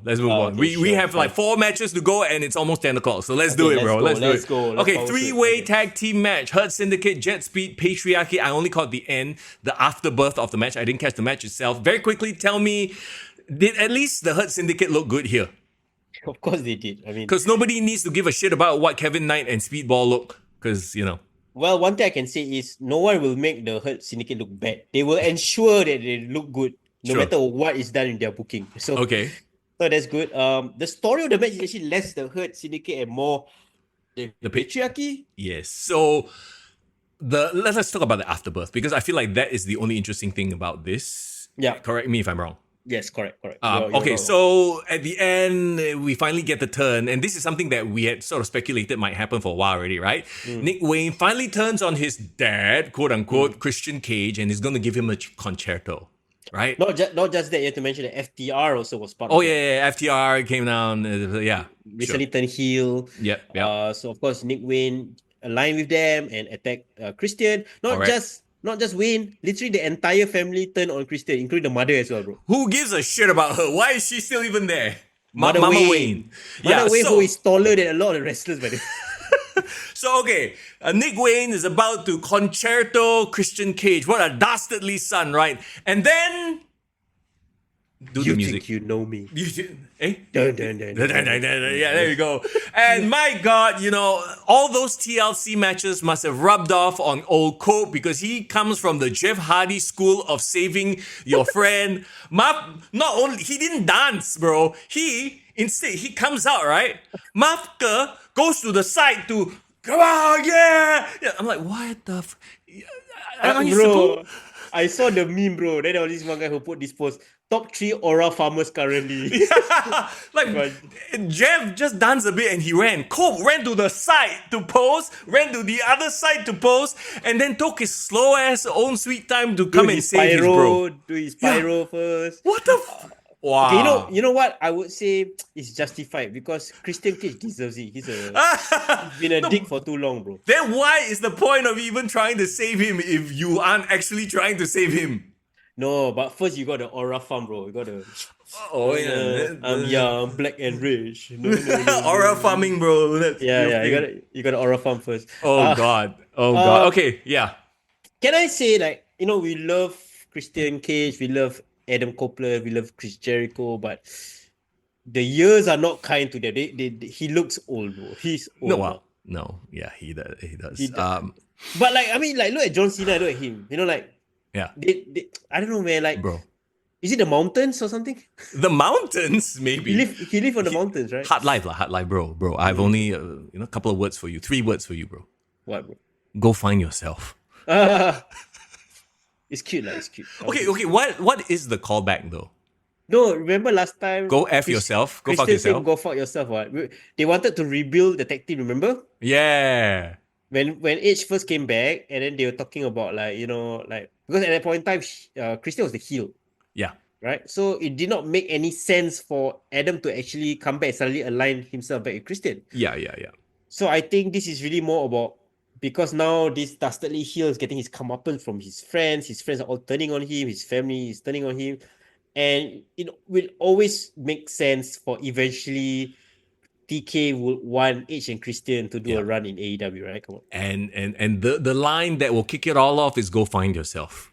Yep. Which is the juxtaposition of go fuck yourself. Basically, all out, they will see a tag team match, and it could be them fighting against FTR, because of course FTR and Adam Copeland has some unfinished business. They turn on Adam, right? So that will make a lot of sense.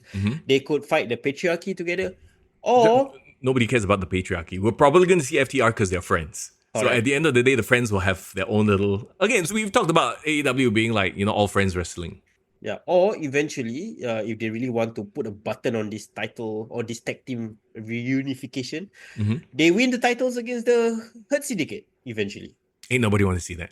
Ain't nobody want to see that, bro. Would they be CNC? Copeland and Christian? Who?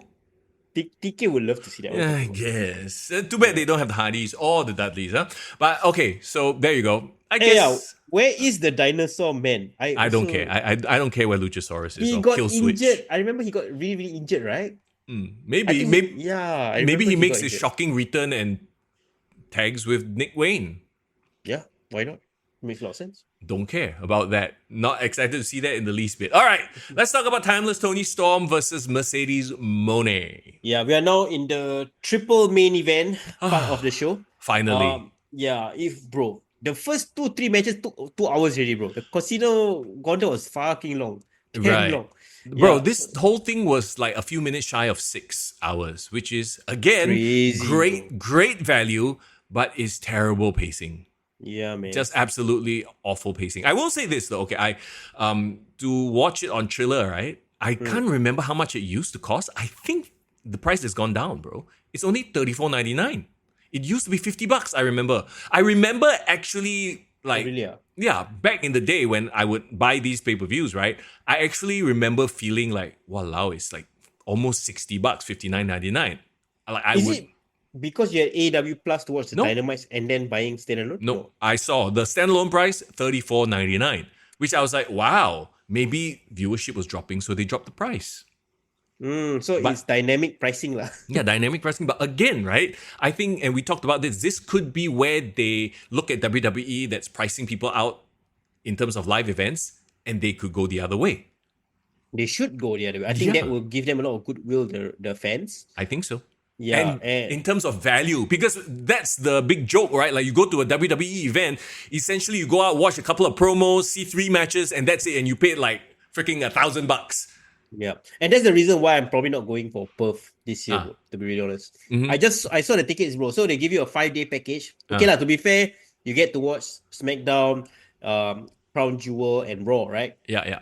But like the cheapest tickets is like 2,500, 3,000 Sing. See, that's the whole TKO era thing where everything is just super duper expensive and you're just paying to go see people Aura Farm, right? I'd rather go on TikTok, bro. I can see the Reaper.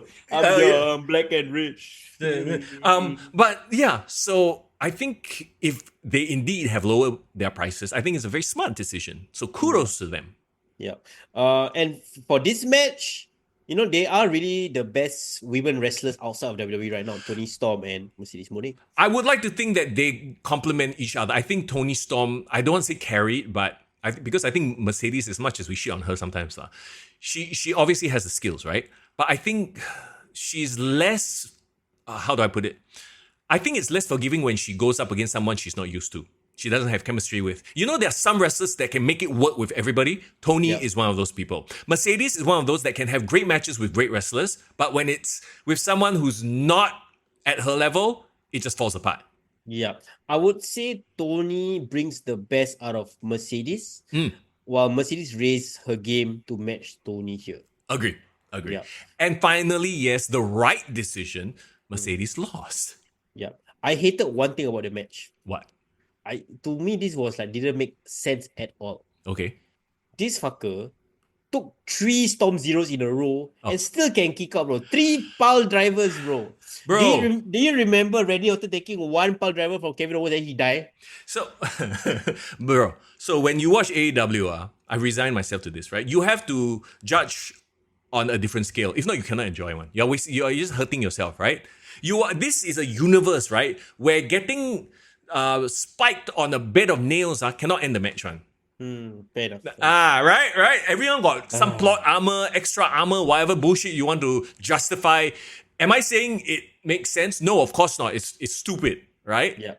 But if you want to some... enjoy it, if you want to watch a video game wrestling company, this is it. But I mean, they made up for it by both of them making out with each other. So I guess, it balances it out. So, hey, whatever you get value out of, justifies it. Sure. But so the final Storm Zero was on the ropes. Off the top, wow. So to me, that better end the match, bro. If fucker kick out, right, then the Mercedes Hogan memes are validated. Are valid. And also Tony has been positioned as the champion and like the top women's wrestler for a long time. So it's fine. Yeah. I would say Tony's AEW run would define her career more than the WWE run for sure. Agree. She's done 100%. a lot of great work. And I think maybe I would say this was actually Mercedes' best AEW match so far. I will agree. It was the one that made me care the most. Let's put it that way, right? And to your point, going back to Toni Storm, I feel like she couldn't have had that run in WWE. They wouldn't have given her the leeway. She's one of those... ball. Yeah. Or the... I mean, you've seen some of her promos where she swears and literally does weird shit. Can you imagine her pitching that? Like, even Triple H, as open-minded as he is, right? Like, I don't think if Tony went to him and is like, okay, I'm going to pretend to be this starlet and then have black and white, blah, blah, blah. I think he'd been like, no. Yeah, no. So this only could have worked in this setting. It would be like a Bray Wyatt situation where other people would not want to work with that or can't work with that, right? Yeah. So I think her position as a top star in AEW is reinforced by this match because she actually defeated like a very well-known name, WWE name. And I think Mercedes doesn't lose much from losing here as well because she still have her 6 million other belts. Well, okay, I hope that they take your advice from last week and this is the start of Mercedes losing those belts and finally getting a character other than, hey, look, I win all belts, huh? Reese, you said, we sure it's not the Kiss that did it? Plus 1 point, is it? Plus 1 star? Oh, Dave Meltzer probably gave it plus 5 stars because of that. It's a 10-star match. Aura farmed from that moment. Ooh, farming other things. All right, let's talk about winner takes all. Continental breakfast, intercontinental breakfast, international breakfast for the breakfast championship, the unified breakfast championship. Missed opportunity to call it intercontinental title, which I understand. No, like WWE. So do you think that the AEW unified championship is on par with the World Heavyweight Championship? Well, it remains to be seen, right? Yeah. It remains to be seen what you're going to do with their title. Okada versus Omega, the clash of the big New Japan stars, right? Can I just say I actually love Omega's theme song, especially the way it was performed here. Yeah. He had that aura in New Japan, right? Because like that best bout machine vibe. Yeah. And this gave that aura as well. So I felt hyped for the match because of his music. It's okay, to me, it's very obviously we know he patented his whole damn gimmick based off of Final Fantasy, right? Yeah, very Final Fantasy. Final Fantasy is very relevant right now because of the Final Fantasy Magic the Gathering set that just came out, and it's like, do you know you know the reference here? No, I don't know. Sorry. Okay, so you know the card game Magic the Gathering? Okay, I've heard of it, yes. Yes, it's been around forever. Like Post Malone famously spent $2 million buying a card from the Lord of the Rings collab. My God. Right? Like I literally have right here. Hang on, let me show. Oh. An Iron Man Magic the Gathering card. Ooh, Mr. Young. Right? It's protected in a case and everything. I've actually found a group. Every Tuesday I play Magic the Gathering with them. Tuesday night, a bunch of nerds getting together to play cards, man. Let's go. So anyway, my point is why you are judging, bro? I can see the judgment in your eyes. No, bro, it's just a lust in my eyes. The lust. I recently made a video, right? Like, because I play D&D, I watch pro wrestling, I play Magic the Gathering, I read Marvel comics. Like in school, I was basically collecting the Infinity Gauntlet of like nerds. Like, I just needed to add Pokemon and cosplay, and that's it. Already, I become the fucking Thanos, bro. Of Mr. nerds. Young, fucking go cosplay, bro. Go fucking Comic Con. I want you to cosplay. Wear some freaking Sephiroth style cosplay one day. That's it, bro. I collect the whole gauntlet already of nerd or getting beat up in schools. Yeah. Okay, back to Magic the Gathering, right? So, recently they did a collaboration with Final Fantasy. And it is the hugest. Just imagine one pack of cards now can cost almost like $1,000. Is that mad? And people buy it. People buy. So they buy it and they actually play it, or they actually keep it? No, they keep. They hope to hit the big one because and this is the annoying thing, right? They are releasing limited number of cards. For example, there's only 77 gold chocobos. Oh, okay. So, gotcha. So it's limited. Yeah, so people are now chasing those cards. For example, why did the One Ring Magic the Gathering card cost $2 million? Because there's one special version, one of one.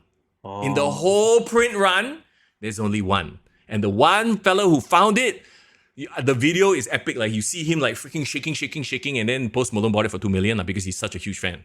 So Post Malone bought it off the guy? Off the guy, yes. I see. You know what? If I want to get rich from selling cards, why not, right? I mean, yeah. Anyway, the point being that Final Fantasy is super relevant and in the pop culture right now because this set just came out and the prices are overinflated like mad. Yeah. So in a way, it's great. It's in contrast to Willow Ospreay's entrance. Assassin's Creed. and then you know what's the best part? Come on, Assassin's Creed 20% discount right now. Bro, Assassin's Creed is it's the new game not as good, is it? It's not that it's not as good. I think the publishers burn a lot of their like goodwill already through shady practices. I see. Yeah, it's a shame. So I guess the moral of the story is choose the right fandom to follow so that it will help with your wrestling interests. Huh? Sure. Well, whatever the case is, the entrance definitely was very Final Fantasy as the music, right? And it was a cool entrance, sure. I agree with you. The match itself, are you prepared to be shocked? Tell me, bro. Tell me, Mr. Young. I wonder if it's because I had the bar super low. Because of Okada and his, past few matches that I've actually watched, right? Where he's just this slow plodding fella, right? Like, I didn't hate this match. Okay, I want to hear your thoughts first before I share mine. So, what do you like about it? Oh, interesting. Okay, again, maybe it's because I haven't seen Okada specifically go in a while, and Omega is Omega. Like as much shit we want to talk about, like he's one of the best, right? In terms of a performer that can go. I think because they go with each other so well, they've gone with each other so many times. The match felt, I don't want to say fresh. Maybe it is fresh because I haven't seen it in a while. You know what I mean? Yeah, I get what you mean. Yeah, it's so interesting because I was okay. I did not watch all their previous classics so that I am not like biased, right? Try to watch it with fresh eyes, just try to be objective. I would say this, in terms of all the nostalgia matches we've seen this year, this is the best nostalgia run match. Like, I will compare it, for example, like John Cena and CM Punk was a great match. But John Cena, CM Punk, clearly a step below their classic. Yep. This one is a step below their classic, yes. But it's really, really good in this context still. You know what? I didn't even think of this as a quote-unquote nostalgia match. But you are right. It is a nostalgia match. Yeah. It was better than CM Punk, Cena. Even Cena, Randy. Correct. And okay, because I would still say Okada is still in his prime. He's only in his late 30s, right? Kenny just hit 40, if I'm not wrong. Right. But of course, Kenny has had a multitude of injuries. Diverticulitis. Yeah. Yeah. And maybe objectively, I can say this is the best Okada match in AEW for sure. Clears the bar for sure. Do you think Okada has been playing 4D chess this whole time? This whole time he's like... What do you mean? He's like, I'm going to come in and I'm going to just wrestle like shit, like slow, plodding, like nothing matches so that people have such a low bar that when I finally have this big classic blow-off match, people are blown away. No, and it's smart because he's not getting any younger either, right? He looks at Ibushi like, immediately getting injured. He's like, okay, you know what? I won't do that. I will just wrestle a much slower pace and not kill myself, not injure myself, but only do it when it matters, which is here in All In. Maybe you're right. Maybe he think to himself, okay, I've had all these classics in New Japan. I've wrestled such a high level style. Yeah. That's what's expected of me in Japan. Now I got a new environment. Maybe I lepak lah. This is a new place. I can just lepak. And my reputation is enough for this fella to pay me the money anyway. So why put myself... So he's doing the exact opposite of like the Young Bucks and all these people who are doing 1,000 flips per second. Yep. He's like, no need to do, bro. Just relax. If anything, people could learn from this. These these younger wrestlers can be like, hey, actually, why kill yourself? Only save it for the, big main events and save it for when it matters. Mr. Young, I'm in shock, Mr. Young. What? You are actually glazing Okada right now. I'm not glazing. I'm saying that it's actually smart. I will, again... You're giving him props. I don't understand why people are always like, miss it. Because it's the easy thing to... it's very easy to put people in boxes. We are all multifaceted. We will give... Okay. And we, objective, kick to the gut analysts here by... Put a stamp of approval. Okay, match. So everyone clip this because this is one of the rare times Mr. Young actually praised an Okada and Kenny Omega match. Definitely in AEW context, this is literally the best match that I've seen Okada done in AEW for sure. Agree. Again, Don Callis needs to tone it down. Yeah. I feel like he's very distracting at some point. He almost overshadowed the match. You know who I think did a great job in not overshadowing the match? Who? Ibushi, bro. Ibushi, okay only. Lepak corner. A little bit, because this match, the whole point of this match is two best belt machines, right? They're supposed to see who is the better wrestler or the best wrestler in the world. So it shouldn't be a distraction fest. It should be two wrestlers wrestling. Yeah, it was a pure wrestling match. Pure wrestling match. And okay, the difference between this match and like the Swerve and the Young Bucks match is that, yes, they were wrestling a New Japan style, like they were no-selling some stuff, they were doing a lot of sequences. But I felt because of their injuries, maybe because their age, they slowed down a bit. But because they slowed down a bit, right, the match felt more, felt better. It felt more cohesive. I don't know how to explain it. No, I agree with you 100% because the matches... Their previous matches and all these Young Buck matches don't give you time to breathe. Maybe because we are older, we respect and we appreciate a little time. Whereas, these young kids, they're like everything, blah, blah, blah, blah. I only have a 3-second attention span. You better give me something cool after 3 seconds. If not, I'm going to lose my focus. Oh dear God. All the Adderall, rattled brains out there cannot just chill out for 5-10 seconds for crying out loud, Exactly. Because I was letting the match breathe, right? I could actually appreciate how beautiful of a drop kick that Okada can throw. Really, it's a great drop kick, bro. It's a nice drop kick, but really, the glaze over his drop kick is like... Hey. Bro, it's high, bro. He jumps very, very high. He's a tall fella. For a tall fella to jump high is even very more impressive. He got less distance to clear because his legs already covered. Anyway, that's not the point. I think we agree that this was actually one of the better matches. Actually, I would consider this the best match of the night. Yeah, I would say so. Okay, so I said like my top 3 matches would have been Swerve, Okada. Swerve, Ospreay, and Young Bucks.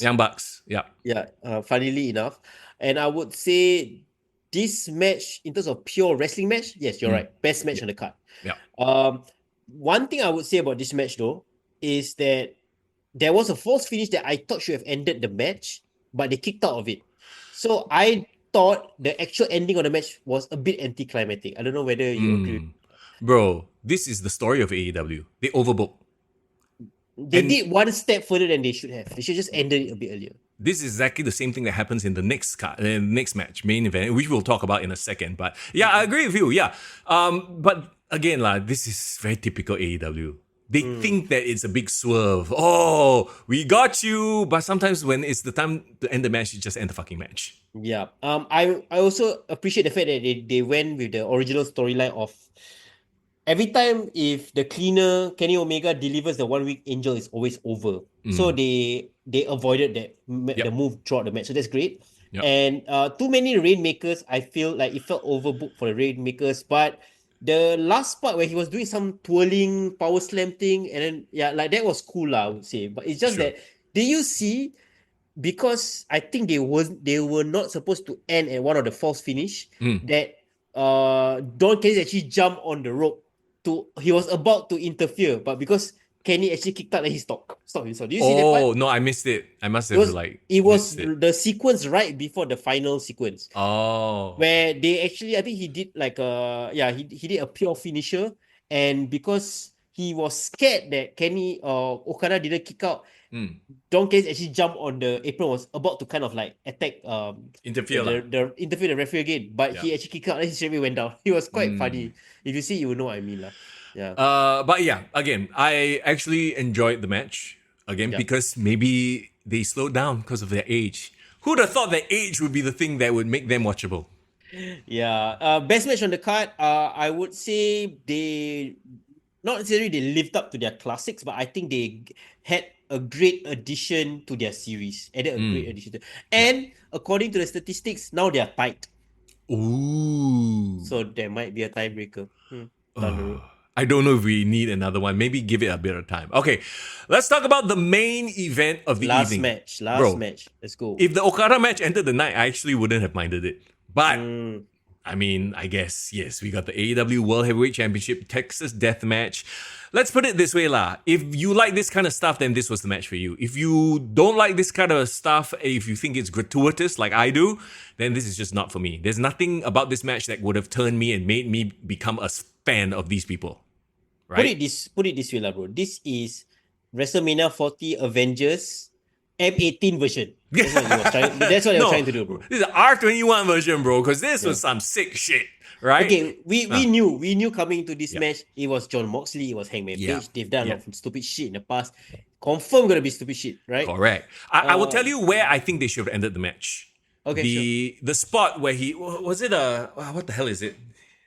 Was it not the buckshot, the dead eye, the one where he cradles him from the back and he drops, right? The one they jump from the apron into the tables with the barbed wire. I thought that should have been the finish of the match. Because they needed to add the spikes after, and then the Young Bucks, and then the after. I thought that was unnecessary for the most part. I know it leads to Bryan Danielson, it leads to Swerve. That shit should have been before that. The spikes was not necessary. Yeah. The problem with this match was because it was booked as a Texas Death Match. Yeah. The match was going to be overbooked with all the gimmicks and all that. And then that's not even counting all the interferences at the end.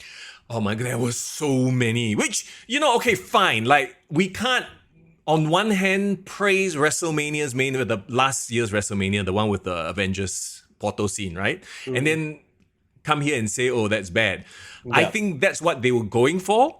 I think for the most part, they succeeded. Yeah. But the Young Bucks was unnecessary. They should have done all that before the big, that moment where they did the dead eye. Yeah. And that should have finished because that was the climax already. I agree with you. Though I do appreciate Bryan Danielson returning, I think that was great. The selfie video on the top of Mount Everest was hilarious. It was a bit cringe. It was a bit cringe. It was like, okay, bro, can lah, vlog, can. And okay, it's moments like these where Excalibur makes it all look hokey. It's that Dar. Oh, I don't want to say his name, but I'm going to just say Dar so that people will get it. Like, no, people know lah. You need to not treat your audience like a bunch of idiots, okay? Just lay out, just be quiet. Let people draw their own conclusions. Is that Dar? Like, shut up. You know what? He ruined the moment. He made it uncool. I'm not gonna like shit on that part because like it's definitely shittable lah. But I will focus on the good things, right? I would say that I love Swerve's appearance because it ties in, I would say at this point, years of storytelling between Swerve and Hangman. Who would have thought post CM Punk, Hangman will have this entire redemption arc? Because let's be honest, Hangman was one of the reasons why AEW was in the gutter after CM Punk left, right? Yes. But this whole rivalry he had with Swerve really brought him back to like some sort of redemption. And now I think the fans genuinely, authentically think of him as like the babyface, top babyface of the company again. And I think he went through a long road to be redempted to be this babyface again. I agree. Look, I don't like him. I think he is underwhelming as a champion, but listening to the crowd, like the reaction he gets now when he, especially after he won, I was like, okay, you know, if that's your guy, if you're an AEW guy, that's your guy because you've watched him since, you know, he was one of the quote unquote pillars and blah, blah, blah, that kind of thing, right? Darby Allin, huge pop, you know, the whole Mount Everest thing, yes, again, whatever. It could have been better produced because there was this also moment after the video played and then it stopped, right? There was like, everyone didn't know what was going on. Yeah. And there was like an awkward pause because he was slowly rappelling and the cameras couldn't find him. Yeah. So people didn't know what the F was going on. I would say AEW's production is still a bit rough around the edges. Cannot compare to WWE for sure. But I would say, and I said at the start of the podcast, AEW is finally pushing the right people, right? Hangman was the right choice to make as the number one guy, but they pushed him very early in his career. Felt a bit too early to 2021, but I think 4 years later, his character is finally fully formed beyond just the guy with deep thoughts. How? Okay, I'm gonna play devil's advocate right now and say, is it a case of he has finally reached where he's supposed to be, or someone finally took the damn belt off of Jon Moxley? There's a difference. And I think the next few months will bear out the difference. Is he going to be a beloved champion or is he going to be fizzled out within a couple of weeks, a month? You get my point, right? Yeah, I get what you mean. Too early to say, for sure. Yeah. But I would say how I would pitch this is Hangman Page became undeniable as a character even before he have any sort of interaction with Jon Moxley, right? I still deny. Like he was on his own run of being a redemptive character with Swerve and all that. While the Death Riders were doing their own nonsense, he was a fully formed character. So it's like finally they meet head on as a fully formed character. That's my opinion on him. Wouldn't Swerve, if you put Swerve in this spot instead of Hangman, I think the pop would have been even bigger.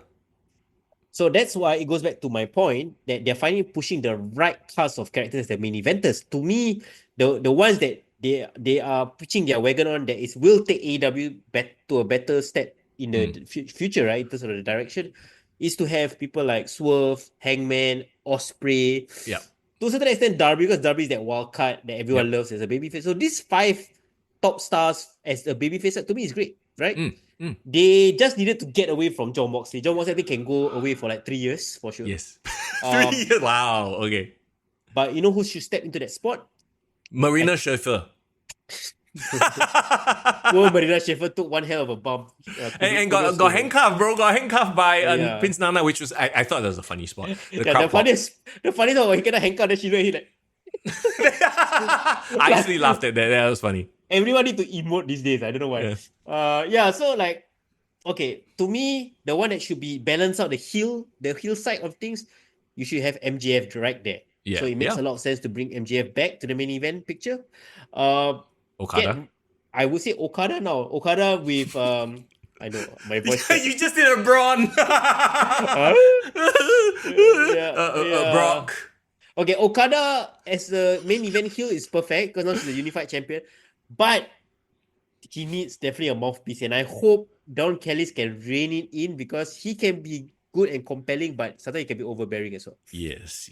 I think they do the whole him on commentary thing too much. I think that Let him be on the side, like Paul Heyman is smart enough that when they do put him on commentary, Paul Heyman actually says very little. He just makes a comment or two here and there. He knows not to become overbearing. Yeah, exactly. I feel like I just notice is whenever they put Paul Heyman on commentary, he knows to let the commentators do their thing, but once in a while, like disturb, if the commentator says something against his client, for example, right? Because he was a commentator as well last time. Yeah. Well, so is Don. Don used to be a commentator, but for whatever reason, he feels like he should dominate the whole commentary, which I find it very annoying. Yeah, I think he wants his character to go over too much, I feel. Yeah, it becomes overbearing where to a point where you're taking away from your quote-unquote client. Agreed. So, yeah, I'm not sure who else can, balance out the heel side of AEW. Yeah. But in terms of the babyface side, I think they have found the right cast of characters. Like how Cody is the right cast of characters. That's the main event scene. AEW has these people who have actual connections with the crowd, can actually wrestle. They have their style, they have their flaws, but like, I would dare say, like, if they wrestle a main event, I will still watch the match, You notice we haven't actually talked about the match itself. Yes. We like the idea of where everything sits, but the match itself, okay, you know what? Again, I go back to, if you like that ECW, I never enjoyed ECW, by the way. I like their promos. I never enjoyed the over-the-top gratuitous bloodiness. Not because, and that's the irony of it. Like, I love horror movies. I can watch a gory horror movie, but a lot of this don't make sense. You can't watch actual violence, I think. You can enjoy the fictional horror stuff. But like, because these people are really like, the moment Hangman started freaking stabbing him with the fork and the blood immediately, you can literally see the blood become red there. I'm like, oh fuck, okay, I know what this match is all about. Yeah. How do you on my brain. And how do you DDT somebody onto a bed of nails without it potentially injuring? You know what I mean? It's just unnecessary risk. The dead eye through the table of barbed wire was good enough as a visual, Yeah. Again, if they had followed the Bloodline rules match where the first 10-20 minutes was a pure wrestling match, and then all the interference coming there, I think the drama would have been great. But because it was a hardcore match, I think it was just a bit overkill. But does not take away from the moment, because to me the most emotional moment of the night, right, was when they actually finally opened up the damn briefcase. Can finally see the AEW title after like 8 months. Like, I mean, that's a big deal. So that is the payoff, right? And it goes back to my point of, so the payoff was freeing the AEW championship. Which is great. Kudos to them for having the idea. Now, whether it's because we really love Hangman or we love that somebody finally beat John is a different story altogether. And, based on what they do in the next couple of months, we'll see if it was an effective use of like however many months of just shit. Yeah. I think for better or for worse, Hangman does exemplify AEW, right? Like, they have their ups and downs, but he's been there through all their big and low moments. So he does characterize what AEW is all about. And I think they are recovering, I would say. I think they definitely got my interest after this pay-per-view, right? But you know what it is, right? Their daily shows, their weekly shows is what it is. So that said, has it gotten your interest enough for us to watch Dynamite this week? Bro, I should ask you that question, Mr. Because it is the Dynamite after All In. The fallout from their big event. It's got to be something interesting, right? It's like the Raw after WrestleMania. Maybe. So, I will watch if you watch. We both watch together. Fine, I'll watch it. Okay, you know what? I will say this, right? This All In, even though it's less fans, I think, than the Wembley show. I think they only got like 27,000 or 30,000. It did. I think they did distribute only 30K. Like, they purposely they didn't try to sell out the whole stadium. So that's fine. It actually made AEW feel like a big deal. It felt like a legitimate second company, and there wasn't any like references to WWE. I mean, if you can take away the whole portal scene, is their version fine. But I think generally, though, their storylines have been cooking and led up to this payoff. So I think it's great. And the crowds popped for a lot of the stuff that happened in the main event. It looked and sounded like a legit... Like, if this is the first time I'm watching an AEW program, I'd be like, oh shit, they're actually quite good. Yeah, they're good. They have fans. They are wrestlers. They have fans. They have fans. They have fans. They have wrestlers who are over. And for us, like for me, I'm used to be diehard AEW watcher. I think I watch it quite regularly. After everything that went down with CM Punk, normally I think it's normal. Everyone had a bad taste in their mouths.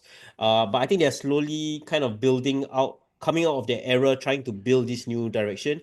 I'm hopeful. I'm really hopeful because I believe they're starting to realize that those who do not want to be there, let them leave, right? Those who are old, push them away. Sorry, Chris Jericho. Are you saying Tony Khan is finally learning lessons? Yeah, some people need 5 years, some people need 3 years. He needs however long he needed lah. So Sure. hopefully there's an improvement going forward. The only way to know is from this moment onwards. Now is what, July? All the way until the end of the year. Can you see more renewed interest in what you want to watch AEW? That's the big barometer. Yes, that's why I think it's okay. We commit ourselves to watching Dynamite this week and maybe even next week. But that's that's where we judge. All right, they can book one big good show a year, or is that it? Yeah. Can they continue this momentum? Alfred said, did somebody put TK on gunpoint to book a good show? Did he fear for his life? That's why the show is so good. He every day fear for his life, bro. You go outside, only he fear. Ayo. You know what? Somebody speak in a slightly raised tone. Oh, scared. I'm interested to see the post-match scrum. I haven't watched the all-in scrum. Maybe I'm sure he'll say great 500 times. Yeah, probably. Probably learn a lot. I want to see this was the best show, best biggest gay. I hope he says all those things. Another thing I want to point out, right? Like, I know it's become a thing in modern wrestling as well, but I really hope they cut down on these portal scenes. Like, I know that WrestleMania's main event, John Cena versus Cody, was a bit of a blur, right? Yeah. But at least it didn't have 10,000 people interfering. I think they were trying to get away from that.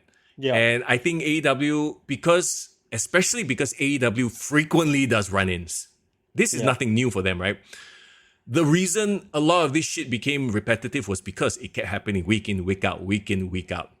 Yeah. The only reason we didn't find it tedious was because we haven't watched AEW in a while. Exactly. Now we go and start watching Dynamite again. If every week again, run in, it's going to get boring again.